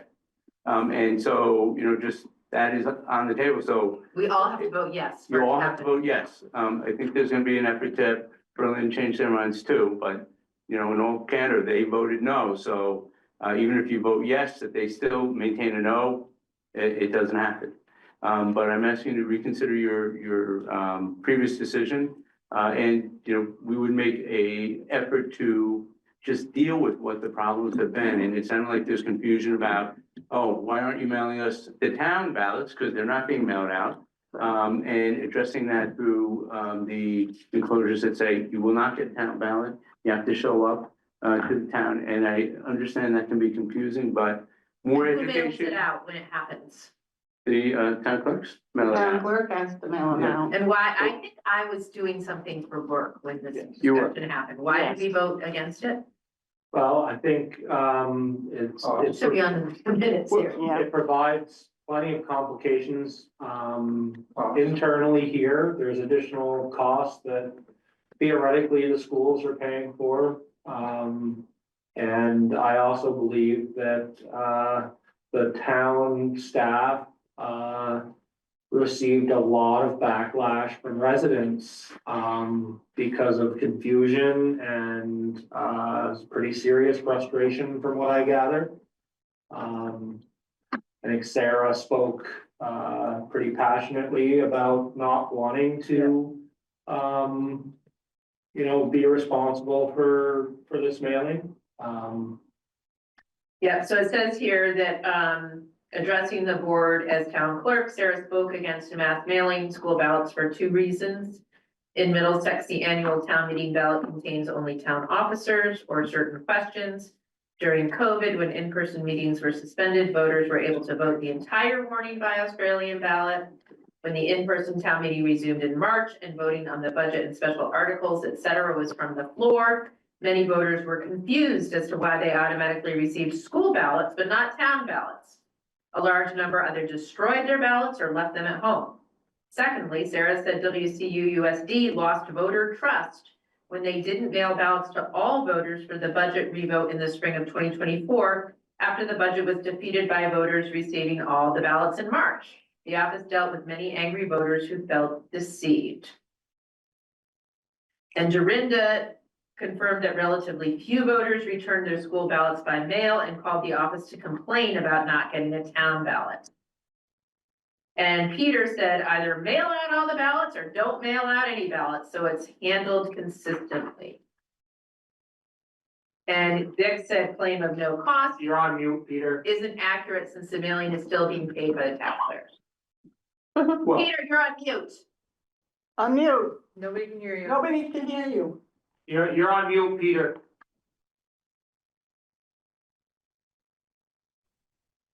I didn't want you to hear all my gurgling and coughing noises over here. I just go back to my statement the last time. And I understand what you're saying, Chris, but to me, it is unbelievably confusing that we're considering mailing out the school ballots and not mailing out the town ballots. I mean, if we're gonna do this, I think we need to either mail out all the ballots or don't mail out any ballots. Is the way I feel about it. And obviously, we're gonna mail out the town ballots. It's additional expense and all that, but anyway, that's it for me. People can request that Sarah sends them a school ballot. Absolutely. Absolutely. Yes, the Yeah, rest they is could, voting. yeah. So it's not like Absolutely. if we're Right. preventing someone who's in a wheelchair and unable to Right. get to the polls, Anybody who wants voting. one can get it. they can call. Yeah. And we could make it, we don't want to advertise that because Sarah will be mailing things out left and right. But- So, I mean, and that would be the point, is that if we mail the ballots, you don't have to advertise that someone can actually exercise the request to get an absentee ballot and vote. We shouldn't be discouraging people from voting or using the tools that are available for it. And in terms of the cost is covered and should be, and according to Floor, we pay for the volunteers to do the work too. If that's not happening, then I don't know why that isn't happening, but I think it's supposed to be cost-free to the towns in terms of doing this work. And not just the postage, but the Right. actual Well, we work. don't have volunteers, first of all. We have Cheryl and Sarah. Mhm. They're the only two in the office. They're the only two that are doing all this legwork unless somebody comes in and helps out. In some towns, the Board of Civil Authority handles all the voting requests and mail, handles the whole election. Mhm. And that doesn't happen in this town. And, but I will say that even if you mail out all the school ballots, then you've got the person that's still calling to say, well, I want a town ballot. So now we've spent, and whether the school pays for it or the town pays for it, the taxpayers ultimately paying for it. Okay. And so now you've got the school spending their 69 cents to mail the ballot, and actually it's more than 69. I think to mail the ballots this past thing was over $1. Because And then you have got the town sending that out. So now you're mailing $2 worth of ballots when they could call one place and request a ballot. you're still mailing it then at that point. Right, but you've got one envelope. I would defer to the previous vote that we had based on the dissatisfaction of the people who were actually Yeah. behind the telephone and dealing with the confused voter. Because it's not gonna change. We're It's not not. gonna mail out our ballot too. We're not. So it's gonna be the same problem this year. I don't think we need No, you don't to. need, just reconsider. We already voted, so we don't Yeah. need to vote again. Oh, cool. It would only be if we wanted to vote again. Is there someone who wants to rethink this? I just have one question. Was it prior to COVID, you didn't mail out the ballots? Never So this mailed is out the- ballots. That's Is when that- it I happened. think at the time, I think the school had, but, and it's not, we can't do it individually by statute. Which is why they have to get all the town, the district members to agree to it. Because it can't be piecemeal. Has to be all Can't the be same in access Berlin, or not, that's what we don't. so. Does that make sense? I would suggest we hold our decision. Okay, yeah, all right. We don't Um, even have to move on it. I appreciate hearing me out. Yeah. Again, Thank you, yes, thank Yeah. you, appreciate it, Thanks, okay, Chris. have a good Yeah, evening. thank you too. And be careful outside, it's very muddy, Oh, I know, it's like mud season. it's really muddy. Thanks, Thanks, Chris. take care, see you later. See you, Peter. Thank you. All right, so other business of the orders, let's pass over considering a resolution of the 250th anniversary of the signing of the Declaration of Independence. I don't think that's I don't think we have to make a decision. This is just from, let's see, it's basically, there's an anniversary, the state turns 250. I got 10. Maybe. Yeah,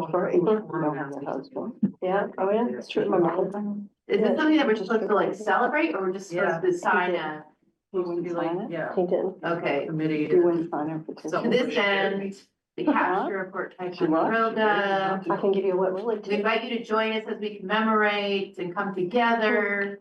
A template has been provided for your consideration. It's just a resolution that your Yeah, town or like city talk about officially talking establishes the Vermont 250 liaison or local committee. Right. Made up of diverse group of Believe me, citizens. I'm actually really Okay, considering yeah. not. So I think we put out Good the idea. public forum, let's form a committee for If this. anyone, maybe Susan Clark wants to do that. Okay, so let's not do anything with that right now. Considering a contribution to Front Porch Forum, they did reach out to us asking that, so that actually needs to go in the budget too. A request for Front Porch Forum. And, yeah, How much? they give you an amount. Oh, they actually designated an amount? Well, I thought they did, but hold on. Here it says, dear local official, we are pleased to host Front Porch Forum in Middlesex. Most participating towns contribute between $250 and $1,000 for a single year. Well, I will say No, we that do use it. I think we should. we post Yeah, our our warnings minutes. on it and our, $50. I would ask them to go fill out, like any other thing. No. Put on the special article. No, I actually read Front Porch. Forum I'd say quite a bit. 500. Let's just throw that in there as a budget, 500. I mean, should we use it all the time? Sarah uses it all the time Wait a minute, I agree. and everything. well, wait a minute, that's fine, if we use it, that's fine, but there's a large majority of people that don't even read it. and don't get it, let's Well, they just don't read get it, they just don't. I mean, they do drives and they make $250,000 in 15 days just from people donating, as well as having advertisers. Let me tell you, Yeah, they are expensive. Oh, they're very expensive. Yeah, I know. And they do charge, like Capstone has to pay to like, we get a limited number Yeah, of they're things more that we can post. reasonable with their advertising rates. They might have more advertisers. I know, and you know what the reality is, I don't read the advertisements, I read the posts, and so I often will advertise as a post. So at any rate, let's just throw it in there, we can always cut it out. Okay. Do we need to vote on that? No, but before. no, well, no, when So, you no, but approve before the we budget. move forward, Yeah, do just talk- for the budget. Speaking of Front Porch Forum, Yeah. so when I go on and talk about that, we've got a new culvert policy Yes. and thank the person, can I just say, we're looking for somebody to volunteer or create a committee for this 250th anniversary thing? Yeah, but I would do it as a separate email, I would do it Okay. throughout over, so I would just say, looking for. Wait a minute, what are we? Then do you want me to do it or what somebody else? No, if we. I we're thought just- it was just signing a resolution. No, for it says you're gonna have a committee, so if there are people who wanna do it, they can be a part of it. I think we should go to Planet whatever and see if they wanna Yeah, form a exactly. committee and throw the party. It's just like they're just. Wanted to hear that. Yeah, to celebrate the 250 and be involved in the statewide planning. So So it's a Declaration of Independence, and that's an important thing. Right, and if Middlesex says, there are people in town that say, yes, I definitely want to be a part of this, they can do that, and then we would sign this resolution, but before we sign it, we have to have a committee. Okay, Or at least one person. who- Yeah, or at least one person has to take it out. Maybe Nancy Riley, she and I we did the parade, or Mary Beth Demansky, she might like that too. Ooh. Okay, so is there anything else that comes before the board? Please, Lord, no. I got nothing. Okay, I got nothing. Anything? All right, let's adjourn the meeting at 7:20.